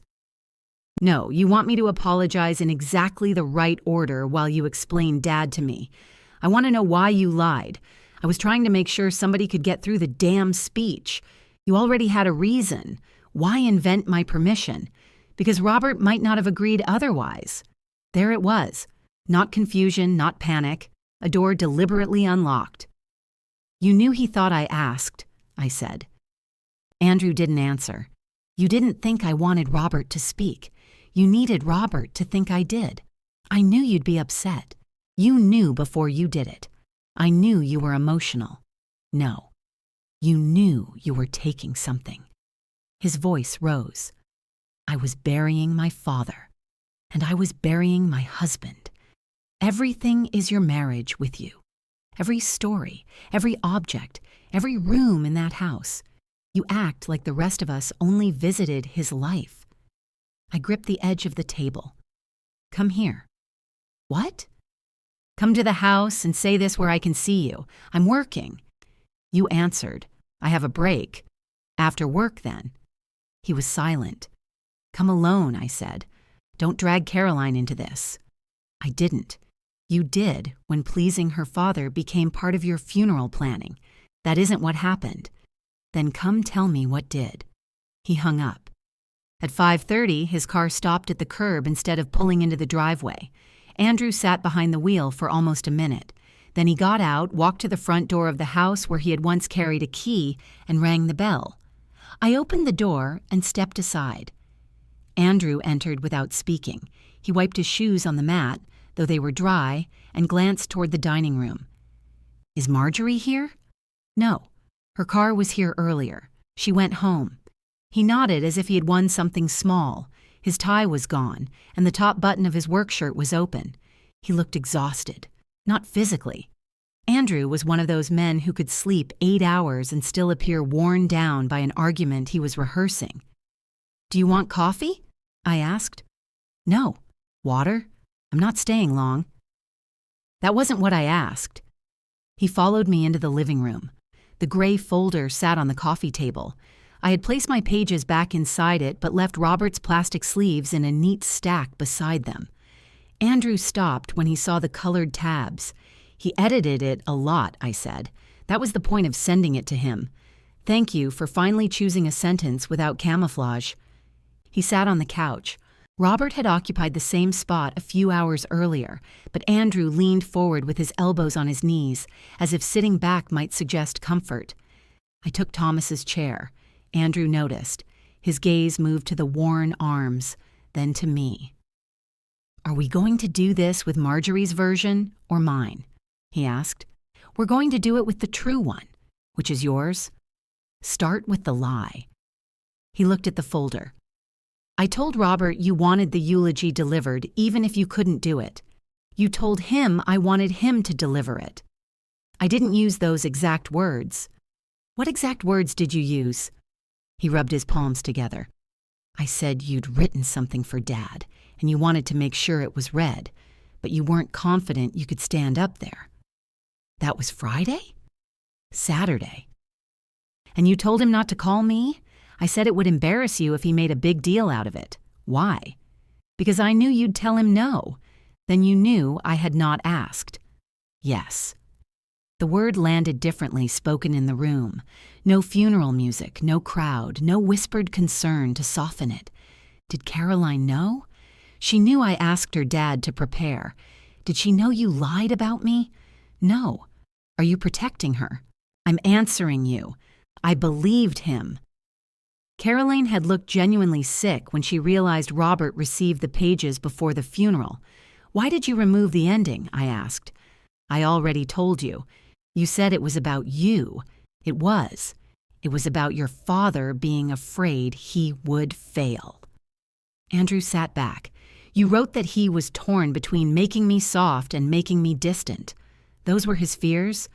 So he went with distant. He didn't choose it that cleanly. Of course not. Dad never chose anything cleanly. He just stayed quiet until everybody else adjusted. I felt the old impulse rise in me. Explain, Thomas. Translate the silence. Provide the missing tenderness. Your father loved you, I said. Andrew laughed. It was not loud or mocking. It was tired. There it is. What? The official answer. It happens to be true. You always said it like that. Dad forgets the concert. Dad misses the dinner. Dad spends my whole visit in the garage. He loves you, Andrew. You know how he is. He did love you. I'm not saying he didn't. Then what are you saying? That I was expected to live on the translation. I opened my mouth and stopped. Andrew looked down at his watch. Thomas's father's watch. He turned his wrist slowly, catching the light on the scratched glass. When I graduated, he said, "Dad gave me this in the parking lot." I remember. No, you remember the dinner. We were all there. At the dinner, not in the parking lot. What happened in the parking lot? He handed me the box and said, "This was your grandfather's. No sense leaving it in a drawer." That was it. He thought you'd understand what it meant. You told me what it meant. In the car, on the way home. You said he was proud and emotional and didn't know how to show it. He was. Did he tell you that? I could still see Thomas standing beneath the restaurant's yellow parking lot lights, his hands in his pockets while Andrew opened the box, his face stiff with the effort of not appearing moved. He didn't have to. That's your whole marriage, isn't it? The question stung. What is that supposed to mean? You decided what everything meant so nobody had to ask him. I knew him. I know you did. No? You're saying I invented him. I'm saying you filled in the blanks because someone had to. Exactly. The word hung between us. Andrew stood and went to the mantel. The funeral photographs still waited on the coffee table, so the mantel held only the clock, Thomas wound every Sunday, and a small ceramic bird. Caroline gave me one Christmas. Andrew picked up the bird. Dad thought this looked like a potato, he said. It does. He told me not to tell Caroline. He told Caroline. Andrew smiled despite himself. Of course he did. He set it down. When Robert and I built the shed, he said, I hung the doors crooked. Your father mentioned it. I'm sure. He offered to fix them. I didn't want him to. Why? Because Robert looked at the doors and said, First doors you ever hung? They close. Good job. Thomas would have fixed the hinges. Yes, that doesn't mean he thought less of you. I know what it meant, Mom. I'm not asking you to translate. His voice had sharpened. I gripped the arms of Thomas's chair. Then tell me what Robert means. Andrew looked toward the front window. He asks about my work and listens to the answer. He calls without needing something. When I finished the shed, he said he was proud of me. He isn't your father. I'm aware. Are you? His face changed. The question had been cruel, and I knew it before it finished leaving my mouth. Andrew nodded slowly. That's why you wanted me here? No. So you could remind me I only get one father and I'm ungrateful for how he did it? I didn't say that. You never have to say the last part. He moved toward the hallway. Sit down, I said. I told you I wasn't staying. Then stand, but don't leave because I finally said one thing badly. He turned. Do you hear yourself? Yes, I said, more than I want to. That stopped him. I got out of Thomas's chair. Suddenly it felt absurd to conduct this conversation from it. I sat at the far end of the couch, leaving space between us. After a moment, Andrew returned to the other end. Your father failed you, I said. His head came up.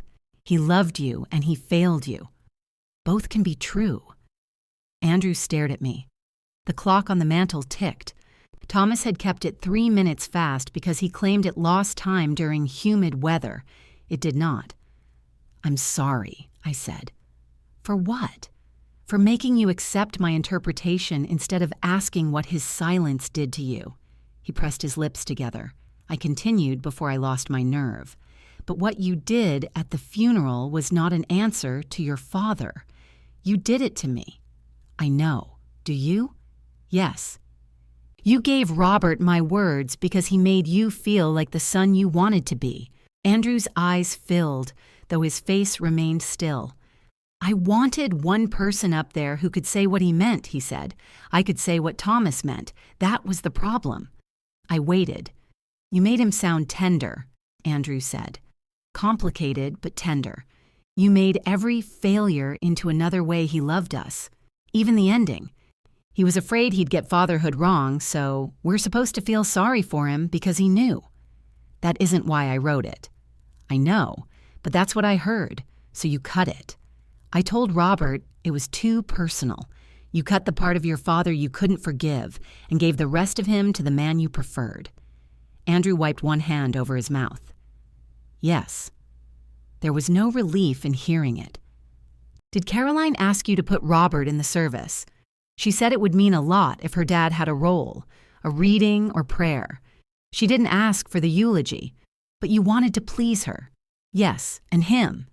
Yes, and yourself. He looked at me. Yes. The honesty arrived too late to be gentle. I wanted it controlled, he said. Dad was dead. You looked like you might fall apart. Caroline was trying to keep everybody moving. Robert knew what to do. I thought if he stood up there and made Dad's life sound whole, then maybe the day would be. Whole for whom? I don't know. You did know. You just didn't include me. That's not fair. Those were your words. Words don't speak themselves. I made sure everybody heard them. You made sure they heard them from someone they could applaud without discomfort. No one applauded. You know what I mean. He looked ashamed at hearing my imitation of him. You were allowed to be angry at your father that day, I said. You were allowed to hate the ending. You were allowed to refuse to listen.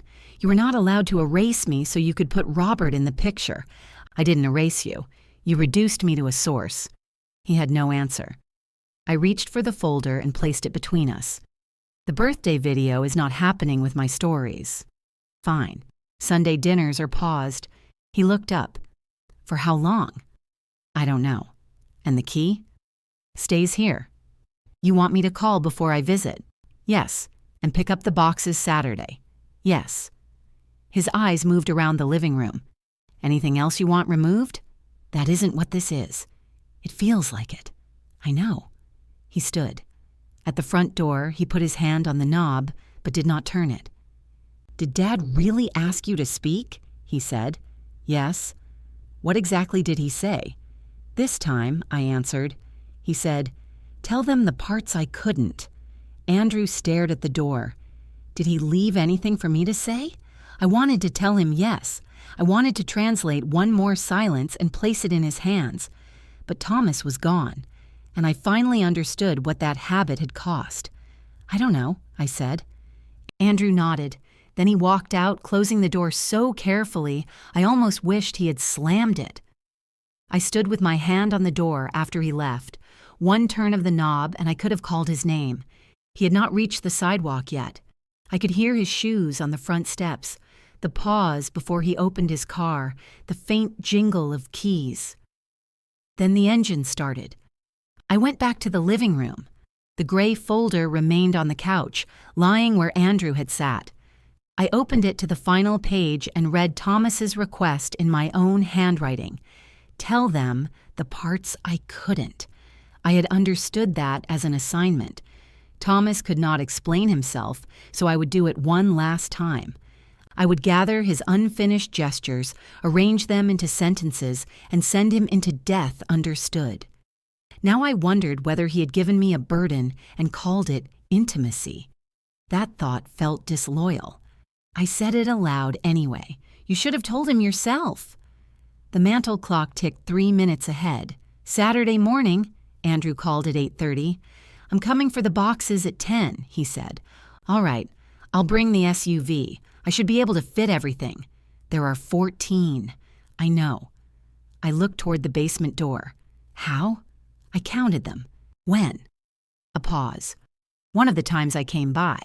The times I hadn't known about. All right, I said. I'll be there at 10. He arrived at 9:58 and rang the bell. I almost wished he had been late. Punctuality made his anger look like respect. He wore work gloves and the same old flannel shirt. He did not come farther than the hallway until I stepped back. Basement? He asked. Yes. He carried the boxes up 2 at a time. They contained parts of his adult life that had never found a permanent home. college textbooks he had kept through 3 moves, a camping stove, tax files old enough to vote, a set of speakers Caroline called ugly, and 2 boxes marked Andrew, M-I-S-C, in Thomas's handwriting. On the 4th trip, the bottom of one box opened. Extension cords, cassette tapes, a tennis racket, and a ceramic ashtray spilled across the basement stairs. Andrew swore. I came from the kitchen. Are you hurt? No. He crouched to gather the cords. The ashtray had been made during a pottery class Andrew took his first year of college. It was purple, lopsided, and stamped with the word Dad, though Thomas never smoked. Thomas kept loose screws in it on his workbench for over 20 years. Andrew turned it over in his hands. I thought he threw this out. He used it. For what? Screws. A laugh escaped him. Of course. He sat on the bottom step with the ashtray on one knee. Do you want it? I asked. I made it, I know, for Dad. I also know that. He glanced toward the garage door. Was it still on his bench? Yes. And you put it in my box? No. He did. When? I don't know. Andrew's expression shifted. The box had been sealed for at least 5 years. Thomas must have moved the ashtray from his workbench long before the illness, packed it with Andrew's things, and never mentioned it. I felt the explanation forming. He saved it because you made it. The sentence reached the back of my teeth and stopped there. Andrew looked at me, perhaps waiting for it. I don't know why he packed it, I said. His mouth tightened, but he nodded. He put the ashtray on the step rather than back in the damaged box. I'll get tape from the garage, he said. I have tape in the kitchen. I know where Dad kept it. He moved things around near the end. I'll find it. I let him. He was gone several minutes. When he returned, he carried tape and Thomas's leather work gloves. Calvin didn't take these? Not yet. Andrew placed them on the table beside the ashtray. You really think Dad would want him to have them? Yes. Why? Because Calvin's hands are the same size. That's your reason. It would have been Thomas's.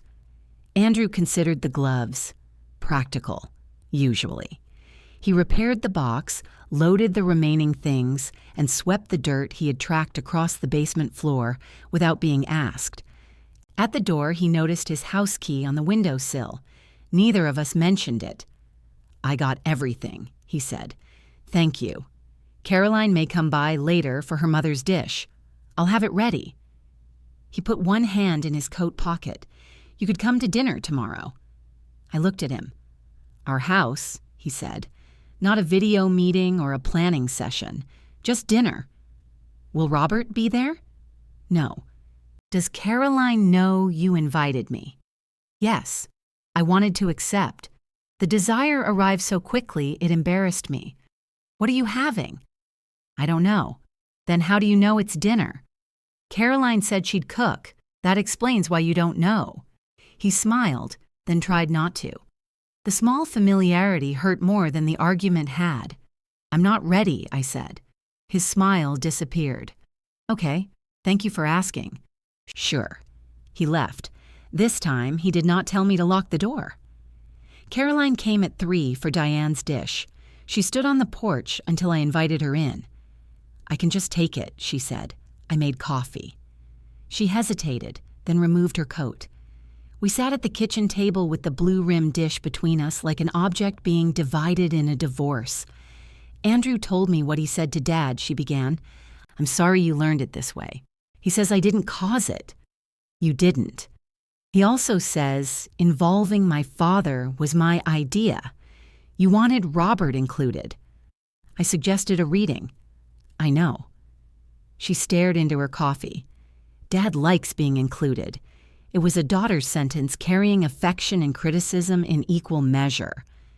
I don't blame Robert, I said. Not at all? I blame him for not asking me. He blames himself for that, too. He's embarrassed. He should be. Caroline accepted this with a small nod.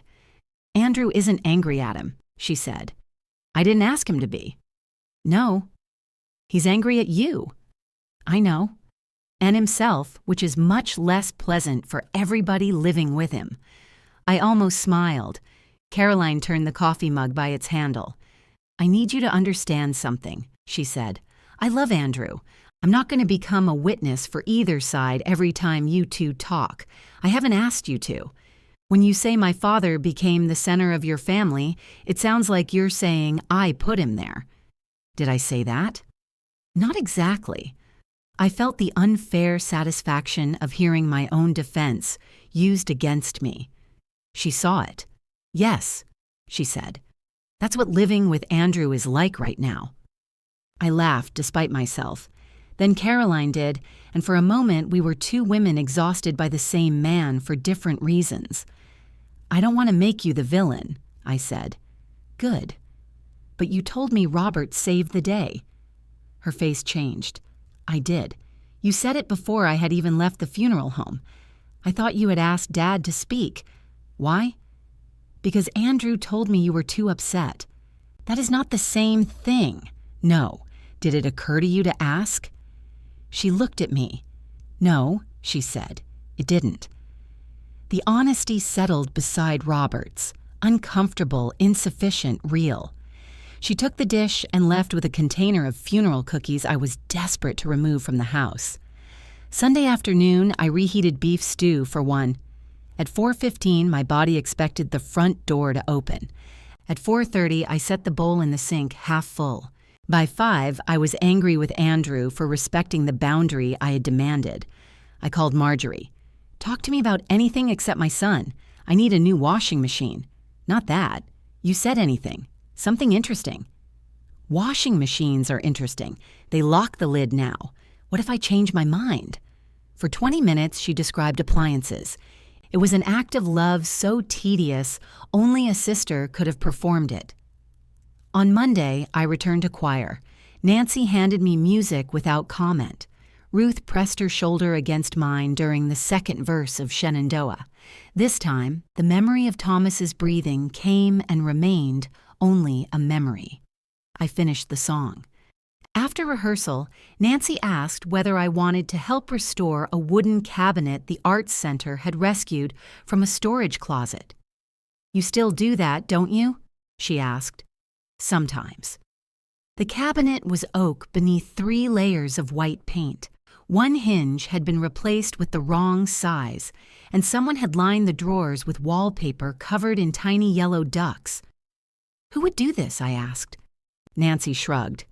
"The 70s. I took it home. Thomas's workroom had enough space if I moved the rolling tool chest and the metal shelves where he stored paint cans. I told myself the cabinet would stay only until it was finished. Calvin came Thursday for the gloves and found me on the workroom floor surrounded by sandpaper. He held up a square of coarse grit. "You trying to strip wood or punish it? The paint is stubborn." "So were you. Tom didn't use 40 grit. He also didn't restore furniture. He restored a lawn chair once. He replaced the seat with plywood. Chair held." Calvin knelt beside the cabinet. He wore the gloves for 5 minutes, then removed them and set them on the bench. "They fit?" I asked. "Always did. Borrowed them plenty." "You can take them. I know." He looked around the room. Thomas's tools hung in outlines he had traced on the pegboard. Hammer, wrenches, 2 handsaws. Every drawer wore a typed label, though half the contents had migrated elsewhere. "You changing things?" Calvin asked. "I'm working on a cabinet." That wasn't my question. "I don't know yet." He ran his thumb over the leather glove. "Andrew asked about the tools. He's allowed. He asked you?" "Yes." "Good." I sat back on my heels. "Did Thomas ever tell you he was proud of him?" "Andrew?" "Yes." Calvin thought about it. Not in those words. What words? He talked about him all the time. Andrew's promotion. Andrew fixing that old motorcycle. Andrew helping Caroline's folks with their roof. Did he tell Andrew? Calvin's eyes moved to the workbench. Tom wasn't much for delivering messages to the intended address. Neither was I, apparently. You delivered his. That may have been the problem. Calvin lowered himself onto the stool. "After my divorce, Tom came over every Wednesday for 4 months, he said. Never asked how I was, never said why he came, Just showed up and found something wrong with my house. That sounds like him. 5th month, I told him the gutters were fine and he could stay home. What did he do? Fix my screen door. I laughed. Calvin smiled, then looked toward the empty outline where the work gloves had hung. Doesn't mean I didn't want him to ask. We sat quietly in Thomas's workroom, surrounded by all the ways a man could care for people without making them feel cared for. Then Calvin stood and put on the gloves. I'm taking these before you give them to somebody else. Good. And that cabinet needs a chemical stripper. I know. You were going to sand 3 coats? I was angry. Fair. He helped me carry the metal shelves into the garage. We moved the rolling tool chest beneath the pegboard and cleared the wall beside the window. That evening, I stood in the new space holding a paint card Nancy had given me. Pale blue. Thomas would have called it gray. I bought the paint the next morning. Before opening the can, I took a photograph of the room as he had left it, not because Andrew had asked me to preserve it, not because Thomas might object, because I had loved the man who arranged those tools. Then I removed the clock from the wall, spread a cloth across the workbench, and began painting over the outlines where his shelves had been. The paint looked much bluer on the wall than it had on the card.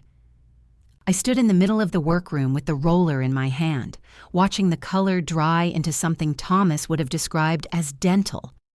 Judith came through the garage carrying 2 iced teas. That's blue, she said. Thank you. You said pale blue. It is pale. It looks like a swimming pool for sick people. You're welcome to leave. She handed me a tea and began removing painter's tape from the window frame. By the end of the afternoon, the room had changed. Not completely. Thomas's workbench remained beneath the pegboard, scarred by years of saw blades, spilled stain, and one soldering accident he blamed on inadequate lighting. His main tools still hung in their outlines. I kept the cabinet where he stored screws because opening its little labeled drawers sounded like him. But the metal shelving was gone. The room no longer smelled like old paint cans. My oak cabinet stood near the window, stripped to bare wood, its grain visible for the first time in decades. I brought in a radio, a padded stool, and a lamp that did not cast everything in the yellow light Thomas considered sufficient. The mantel clock from the workroom went into the hall closet. The first time Andrew called after I painted, I nearly told him. "How are you?" he asked. "Blue." "What?" "Nothing. I'm fine." He called every 3rd or 4th day now, never at 9 in the morning or 6 at night, never to ask what I ate. The conversations lasted less than 5 minutes. He told me Caroline's car needed brakes. I told him choir had finally moved on from Shenandoah. He asked whether the gutter over the den still leaked. I said it had only leaked because Thomas installed it at an angle. Andrew laughed, then apologized for laughing. Neither of us mentioned the funeral. Caroline called 10 days before Thomas's birthday. "We're having dinner here," she said. "Just family and a few of Thomas's friends." "How few?" 14 people. Only you could call 14 people a few. It was 23. "I'm impressed by your restraint." She laughed carefully. "There won't be a video," she said. "Andrew canceled it." I waited. "And no funeral recording," she added. "Thank you. He'd like you to come." "Would you?" "Yes." The answer was immediate. "Your parents will be there?" I asked. "They will." "That's fine." She sounded relieved. "Really?" Robert apologized. "I know, but that doesn't mean you're comfortable. I don't have to be comfortable everywhere I go." That was true, though I had spent much of my life arranging for other people to be. "What can I bring?" I asked. "Nothing. I'm hanging up now." "Fine." Thomas's favorite dessert? Lemon pie. Andrew said chocolate cake. Your husband is wrong. I'll tell him you said that. He knows. Thomas tolerated chocolate cake but considered lemon pie proof of civilization. On our 30th anniversary, I made one and left it too close to the edge of the counter. Thomas turned around carrying a dish towel, knocked it to the floor, and stared at the wreckage for so long I thought he might call the police. I made 2 pies for his birthday. One arrived at Caroline's house with the meringue intact. The other slid sideways during a sharp turn and developed a face. I left the injured pie in the car. Andrew opened the door before I rang. He wore a dark green sweater I had given him 3 Christmases earlier and hugged me awkwardly, one arm around my shoulders while keeping the pie level with the other. "You came," he said. "You invited me." "I know." Behind him, Caroline had placed framed photographs along the entry table. Thomas at work, Thomas holding a fish, Thomas asleep in a lawn chair with his mouth open. No portrait from the funeral. Robert and Diane stood near the dining room. Robert did not approach me until I had removed my coat and greeted everyone else. "Good to see you, Ellen," he said. "You too." He leaned in as if to hug me, thought better of it, then extended his hand. I hugged him. His surprise made it worthwhile. "You don't have to act afraid of me," I said. "I'm not afraid. You offered me a handshake at a family dinner. I'm cautious. So is a raccoon near a trash can." Diane laughed and touched my arm. "I've missed you." I believed her. Diane possessed a gift for loving people independently of whoever was currently making things complicated. Marjorie arrived with wine. Calvin brought potato salad in a plastic bowl covered with foil. "You made that?" I asked him. "I bought it and transferred it." "Why?" Respect. The dinner was not a memorial service. Caroline had planned it like one, perhaps, but something had softened before we arrived. There were no programs, no assigned speeches, no slideshow waiting on the television. We ate too much. Diane told a story about Thomas refusing to use a GPS because he believed satellites should not be involved in finding a restaurant. Calvin described the time Thomas repaired his washing machine and disconnected the hot water by accident. "He denied it for 2 years," Calvin said. "He never denied it," I said. "He said hot water was unnecessary for most fabrics. That is denying it with extra steps." People laughed. Robert stayed quiet unless someone spoke to him directly. His restraint became so obvious that it drew more attention than talking would have. Finally, Marjorie said, "Robert, you're allowed to have known Thomas." He blinked. "I'm aware." "Then stop sitting there like a defendant." Diane patted his knee. "I told you." Robert looked at me. I spread my hands. "Don't make me authorize your personality." He smiled and the room breathed again. After dinner, Caroline brought out the lemon pie with 6 candles clustered in the center. "Why 6?" I asked. 7 wouldn't fit." "Why 7? 70. Thomas would have been 71. Caroline closed her eyes. Andrew said, "I told you 70. You also said chocolate cake. I'm doing badly tonight." Thomas would have enjoyed that mistake, not because he cared about the number, but because it gave him material. We lit the 6 incorrect candles. No one sang. I was grateful. When the flames were out, Andrew tapped his fork against his glass. My body went rigid before I could stop it. He noticed. "This isn't a speech," he said. Several people smiled. I did not. Andrew reached beneath his chair and lifted the purple ashtray from his box. He had cleaned it. Without decades of garage dust, it looked even uglier. "I made this in college," he said. "It was supposed to be an ashtray." "It is an ashtray," Calvin objected. "It leans. So did your father." Andrew smiled. "I gave it to Dad even though he didn't smoke. A few weeks ago, I would have told you he kept it on his workbench for 20 years. He turned it in his hands. But apparently he packed it in one of my boxes at least 5 years ago and neither of us noticed. People waited for the meaning. Andrew did not give them one. "I don't know why he kept it," he said. "I don't know why he packed it. I don't know why he never threw it away." He looked at me. I'm trying to get better at not pretending I know the parts he didn't say. My throat tightened. Andrew set the ashtray on the table. I loved him. I was angry with him. I'm still both. "Happy birthday, Dad." No polished ending. No lesson about repair or inheritance. The silence afterward was uncomfortable and alive. Calvin raised his glass. To Tom. We drank. I did not rescue Andrew from the moment. I did not explain that Thomas kept the ashtray because it mattered to him. I let my son stand beside what he did not know. Later, while Caroline packed pie into containers, Andrew asked if he could drive me home. I have my car. You have a damaged pie melting in your back seat. It's not melting. The meringue is on the window. I let him drive. Caroline followed in his car so they could return together. She carried the wounded pie into my kitchen and scraped meringue from the glass with an expired insurance card. "I think this is salvageable," she said. "You're a good woman."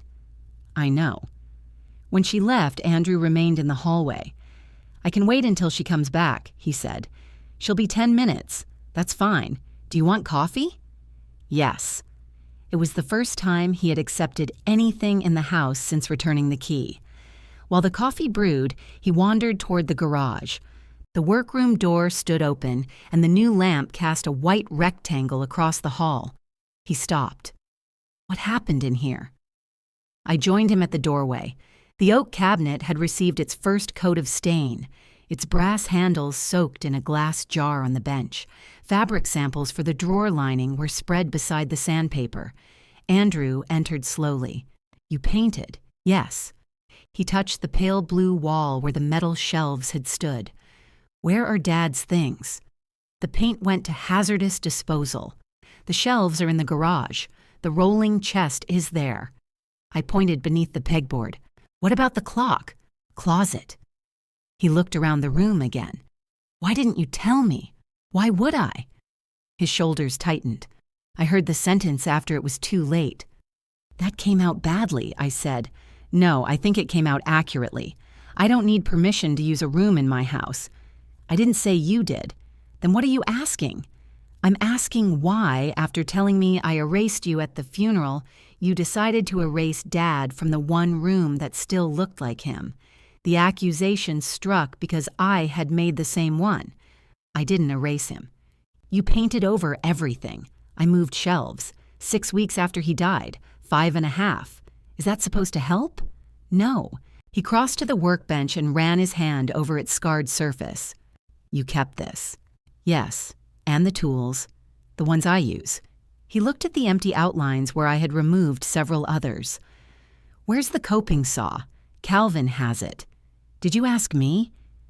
The old argument entered the room wearing different clothes. "I did not need to ask you. That isn't what I asked." I leaned against the doorframe. "No," I said, "I didn't." Andrew stared at the cabinet. "Why not?" "Because I wanted one decision about this house that didn't become a committee meeting. I would have helped." "I know. Is helping you a crime now?" "No. But help that takes over isn't help. I rang the bell tonight. That matters. I stopped asking what you eat. That also matters. I canceled the video." "I know. And you couldn't tell me you were taking apart Dad's room?" "It wasn't his room, Andrew. It was a workroom in our house. He is not inside the shelves. That's easy for you to say. You had him everywhere." I recoiled. He saw it and looked away. "I mean, you had 43 years, he said. I had Sunday dinners and whatever he could fit between correcting me. That is not all you had. Don't translate. I wasn't." "Yes, you were about to." He was right. I picked up the photograph I had taken before painting. I had printed it and placed it on the workbench, partly as a reference and partly because I could not yet put it away. I handed it to him. "I took this before I moved anything." Andrew studied the picture. "Why?" "Because I loved how he left it." "Then why change it?" "Because I live here." His eyes rose to mine. "I spent 2 years caring for him in every room," I said. "This house became appointments, pill boxes, rails beside the toilet, towels on the floor because he couldn't make it to the bathroom. I loved him. I would do it again. But I am still here, and I need one room that expects something from me besides remembering." Andrew looked back at the photograph. "I wish you had told me," he said. "I should have." The admission surprised both of us. "Not because I needed permission," I added, "because it would hurt you, and I knew that. So you hid it." "Yes." He set the photograph beside the cabinet. The coffee machine beeped in the kitchen. Neither of us moved. Finally, Andrew touched the bare oak with 2 fingers. "The grain looks good," he said. "It does. Dad would have used darker stain. Your father thought walnut stain could solve every problem. He wasn't always wrong." "No." Caroline's headlights passed across the garage window. Andrew walked to the doorway, then stopped beside me. "The room is nice," he said, sounding almost resentful. "Thank you. I still hate it." "I know." He left without coffee. I stood alone in the pale blue room, looking at Thomas's workbench and my unfinished cabinet, understanding that making space for a life could resemble destruction to someone who had not yet found a place to put his grief. The coffee grew bitter on the hot plate. I drank 1 cup anyway. The next morning, Andrew sent a message. "I'm sorry about what I said. The room can be whatever you need it to be." I read it while sitting on the padded stool beneath the new lamp.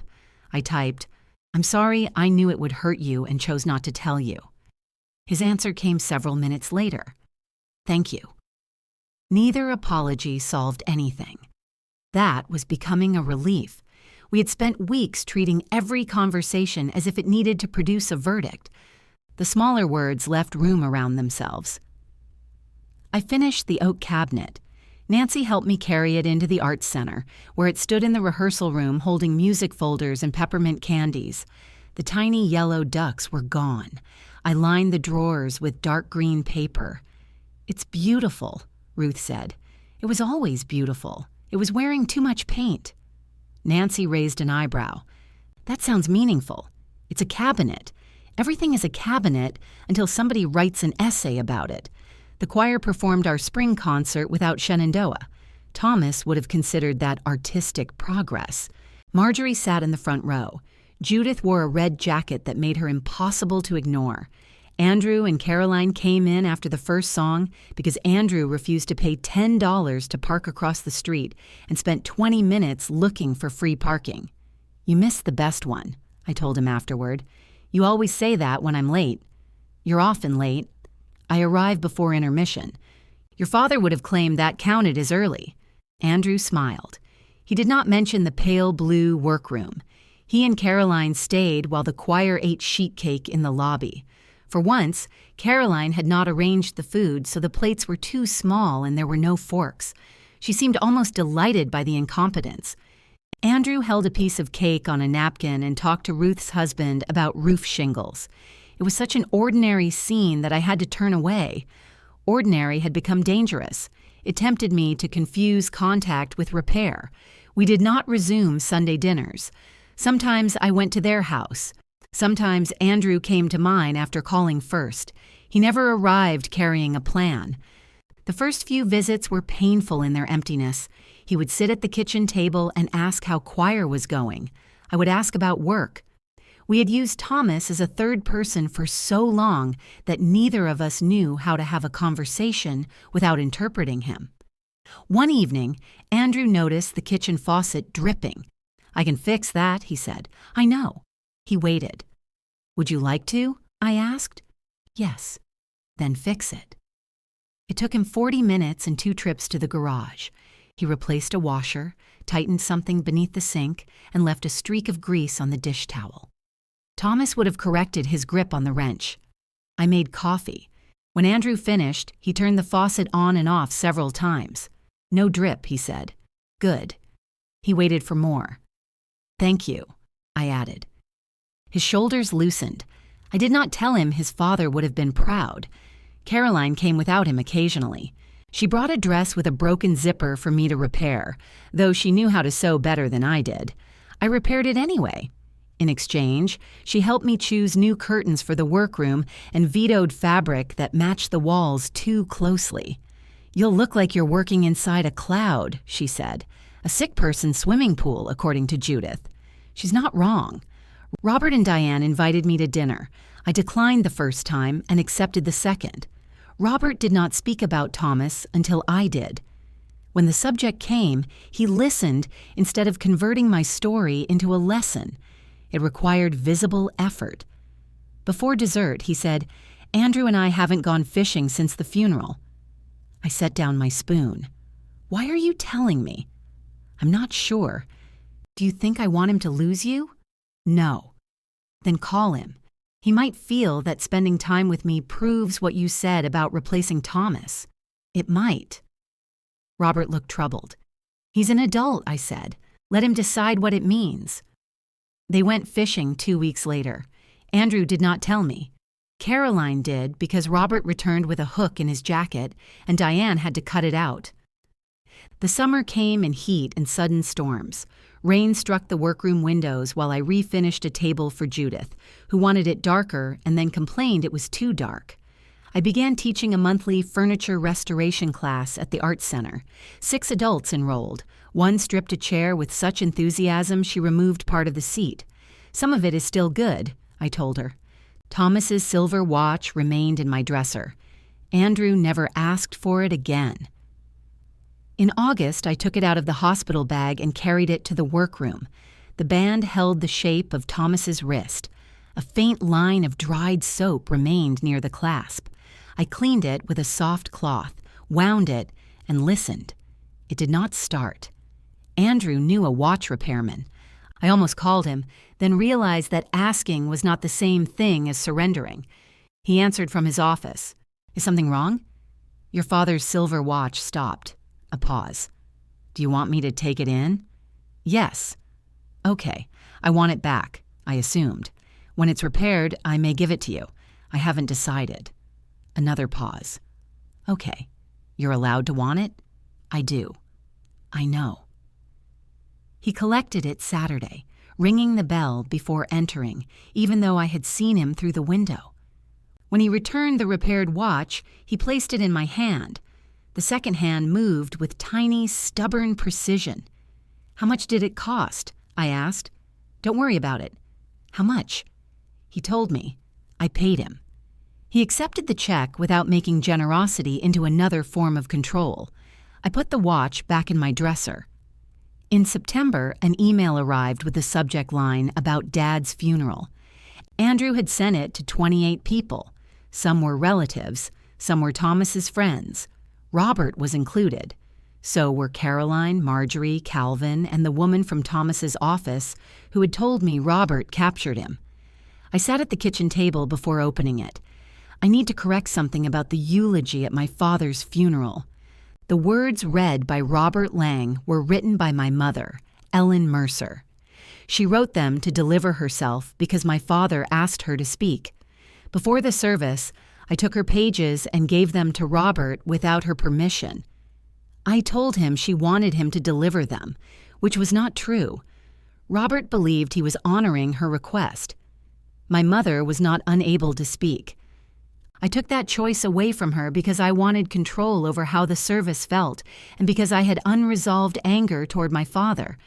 Several people complimented the eulogy afterward. Those words and the life behind them belonged to my mother. I should have said this sooner.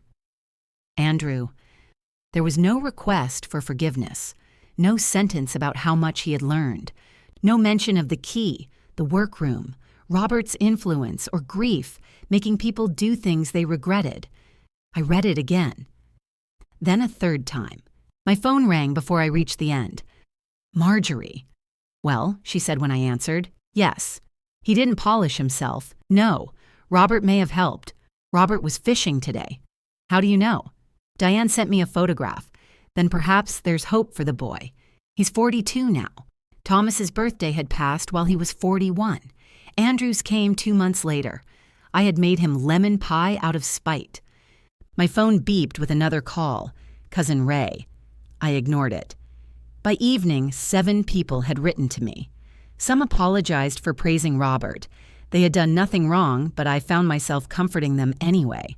One woman said she had assumed I was too overcome to speak. Calvin sent only, good.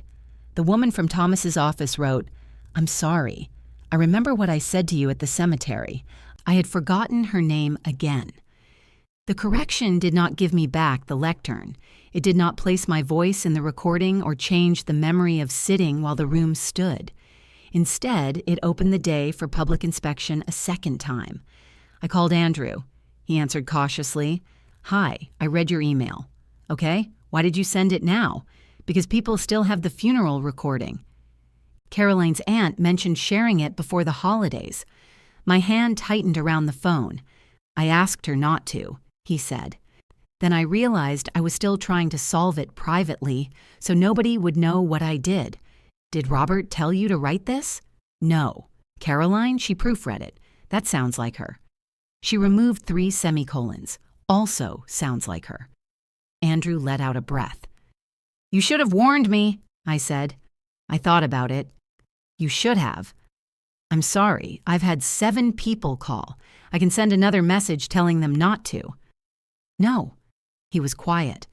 "Don't fix the correction," I said. "Just let it be uncomfortable." "Okay."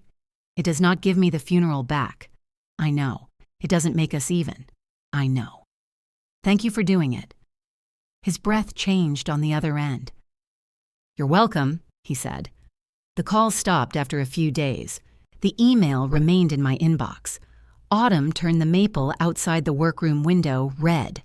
I began restoring a walnut desk whose drawers smelled like pipe tobacco. Choir rehearsed holiday music.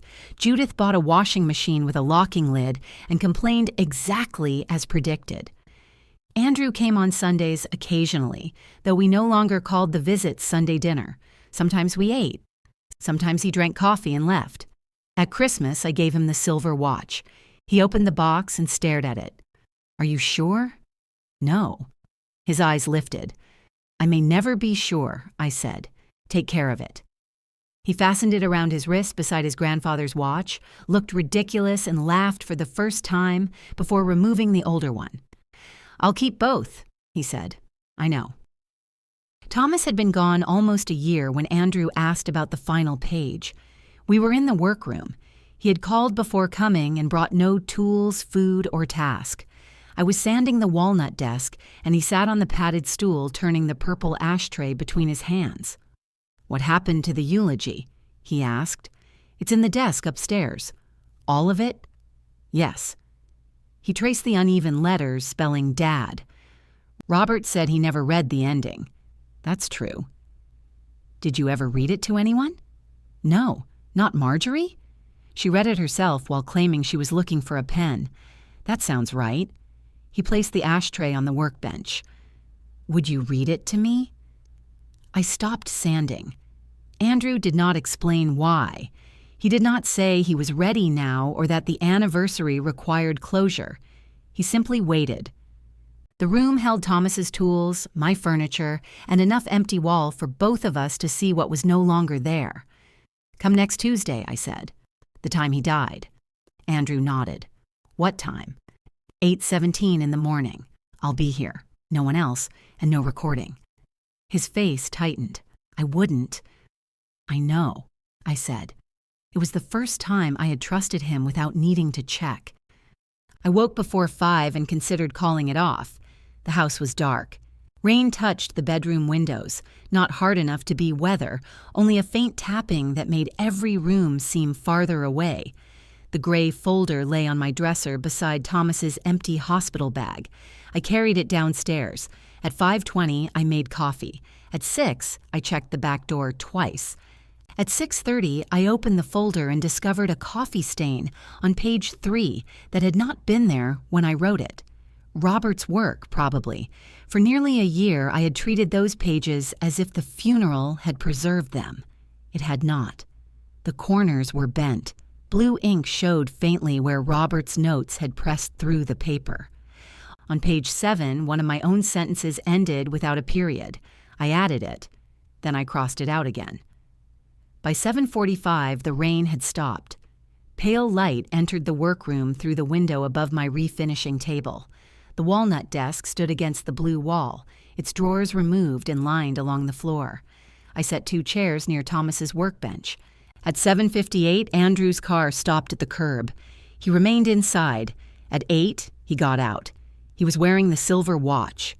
Thomas's watch. His grandfather's rested safely somewhere else, I assumed, though I did not ask. Andrew came up the walk with nothing in his hands. He rang the bell. I opened the door. "Hi," he said. "You're early. I know. You waited." "Yes." I stepped aside. He removed his coat and hung it on the hall rack. There was rain on his shoulders, but not in his hair. He must have sat in the car while the last drops fell. "Do you want coffee?" I asked. Only if you're having some. I already had 2 cups. Then no. He followed me to the workroom. The purple ashtray remained on the corner of Thomas's bench. Andrew picked it up, then set it down in the same spot. He sat in the chair nearest the window. I held the folder against my chest. "We don't have to start at exactly 8:17, he said. "I know. You said the time he died. I remember." The silver watch showed 8:11. Neither of us spoke. I could hear the small mechanical sounds of the house, the furnace, the refrigerator, water traveling through the pipes after Judith turned on her kitchen faucet next door. At 8:14, Andrew said, "I left breakfast in the car." I looked at him. "Bagels," he said. I wasn't sure if bringing them in would count as bringing something. You followed the rule very literally. "I'm trying." "What kind?" "Plain." "1 cinnamon raisin? Cream cheese?" "2 kinds." Your father thought flavored cream cheese was evidence society had given up. Andrew smiled. At 8:16, the smile left. The second hand moved around Thomas's watch. At 8:17, Andrew lowered his head. I remembered the hospice room. Thomas's final breath had not sounded final. It sounded like the others, only farther away. I waited for another, then another. The nurse placed her fingers against his neck. I had watched the clock because there was nothing else I could bear to watch. "Were you alone?" Andrew asked. "The nurse was there. I mean, before she came in." "Yes." He looked at the floor. "I was 19 minutes away." "I know. I made it in 17. I know that too. I ran the light at Moreland. Your father would have complained about the ticket. I didn't get one. He would have complained about your luck." Andrew rubbed the band of the watch. "Did he know I wasn't there?" "No." "Are you sure?" "As sure as anyone can be." He accepted the uncertainty. That was new. "Do you want to wait?" I asked. He shook his head. "Read it." I sat across from him and opened the folder. My hands began to shake. Andrew saw. His body moved slightly forward, the beginning of an old instinct. Take the pages. Stabilize the problem. He stopped himself. I rested the folder on my knees. "The truest way to remember Thomas is through the small things," I read. The first sentence belonged to me again. My voice sounded thin in the workroom, too quiet for a chapel. I cleared my throat and continued. I read about the blue thermos and said it had broken in 1998. I explained that I dropped it and Thomas repaired it because it was the first thing I had bought him after we married. Andrew glanced toward the shelf where the thermos stood. I read about the Plymouth dying outside Charleston and Thomas returning with gasoline and a melted ice cream sandwich. He had chosen vanilla because I claimed not to like chocolate then. I'd been lying. I thought vanilla sounded more sophisticated. Andrew laughed. That wasn't in Robert's version. He cut the part about vanilla. Why? Change his tone. I showed him the faint impression of Robert's note. Andrew shook his head. He really wrote that? He took his responsibilities seriously. I continued. The oranges came next. When Thomas was sorry, I read, he peeled an orange in one long spiral and divided it between us. This was not an apology. I want to be clear about that. It was fruit. Andrew lowered his face, smiling. Sometimes I accepted it as an apology because marriage is long and oranges are good. Sometimes I made him say the words. I never regretted the times I made him say them. My voice caught. I waited. Andrew did not tell me to stop. On page 4, I read the anniversary paragraph Robert removed. Thomas had forgotten our 35th anniversary, then insisted he had not forgotten because he knew the date. He simply had not connected the date to the day he was living. He slept in the den, I read, not because I sent him there, but because he stayed downstairs pretending to repair a lamp until 2 in the morning. The lamp had never been broken. That sounds like Dad, Andrew said. It does. The harder paragraphs began on page 7. I read about silence. I did not call Thomas's silence noble. I described the years when loving him felt like speaking through a locked door. The arguments he escaped by finding chores. The questions he answered with facts. The tenderness he offered through full gas tanks, sharpened knives, tightened cabinet handles, and cups of coffee placed near my elbow. Those things were love, I read. They were also sometimes a way of avoiding love's more difficult work. A repaired hinge cannot tell a frightened wife that her husband is frightened too. A full tank cannot tell a son that his father is proud of him. Andrew's eyes closed. I almost stopped. Then I remembered what had happened the last time someone decided he could not bear my words. I kept reading. Thomas believed that if he made himself useful enough, no one could accuse him of being absent. Those of us who loved him learned that a person can remain in the room and still be difficult to reach. Andrew wiped beneath one eye with his thumb. He would have hated that, he said. Yes. Did he know you wrote it? He knew what I intended to say, and still asked? Yes. Andrew looked toward the tools on the pegboard. Maybe he was braver than I thought. Sometimes. I turned to the final page. This is the part Robert did not read. I know. You asked me to read it. I know. If you want me to stop, say it. I'll decide whether I agree. A brief smile moved across his face. Read it. I looked down at the handwriting I had made beside Thomas's bed. The night our son was born, a storm knocked out the lights around the hospital. Thomas stood at the window and said he did not know how to be the father a son needed. His father had corrected every weakness until Thomas confused criticism with guidance. Thomas feared that tenderness would make Andrew soft and that criticism would make him distant. Andrew stared at the floor between us. He spent years moving between those fears and never understood that fear itself had made the choice. Our son did not need a father who was never afraid. He needed a father willing to tell him what the fear was. My hands had steadied. I know Thomas loved Andrew. I also know love that must always be translated can leave the listener wondering whether the translator is being generous. Thomas should have said he was proud. He should have asked more questions and corrected fewer hinges. Regret does not make him a better father. It only tells the truth about the father he wanted to be. Andrew covered his mouth. I waited until he lowered his hand. The last clear thing Thomas said to me was not profound. He asked whether I had checked the back door. I told him yes. He said, "Check it again." That was my husband. He trusted no lock, disliked speeches, and spent 43 years trying to protect us from things he did not know how to name. My throat tightened around the final lines. When he asked me to speak today, he said, "Tell them the parts I couldn't." So this is the part you couldn't, Tom. You loved us. You hurt us. We loved you. None of those truths removes the others. We will carry all of them, because that is what you left us, and because loving someone honestly is harder than making him good. I lowered the pages. The workroom was quiet. Outside, a delivery truck passed through the wet street. Andrew looked at Thomas's watch. 8:43. That was the ending? He asked. Yes. I thought you were going to forgive him. I did forgive him. That didn't sound like forgiveness. What did you think it sounded like? The truth?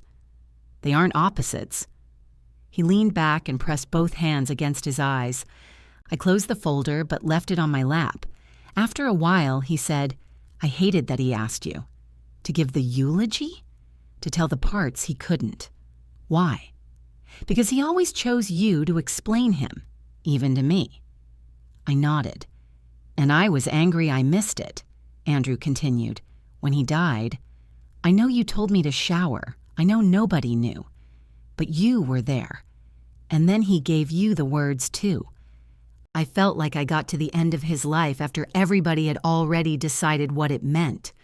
That was part of why you gave the pages to Robert. Yes, but not all. No." He looked at me. "I wanted Robert to be the father in the room," he said. "Not just because Caroline wanted him involved, not just because he could speak.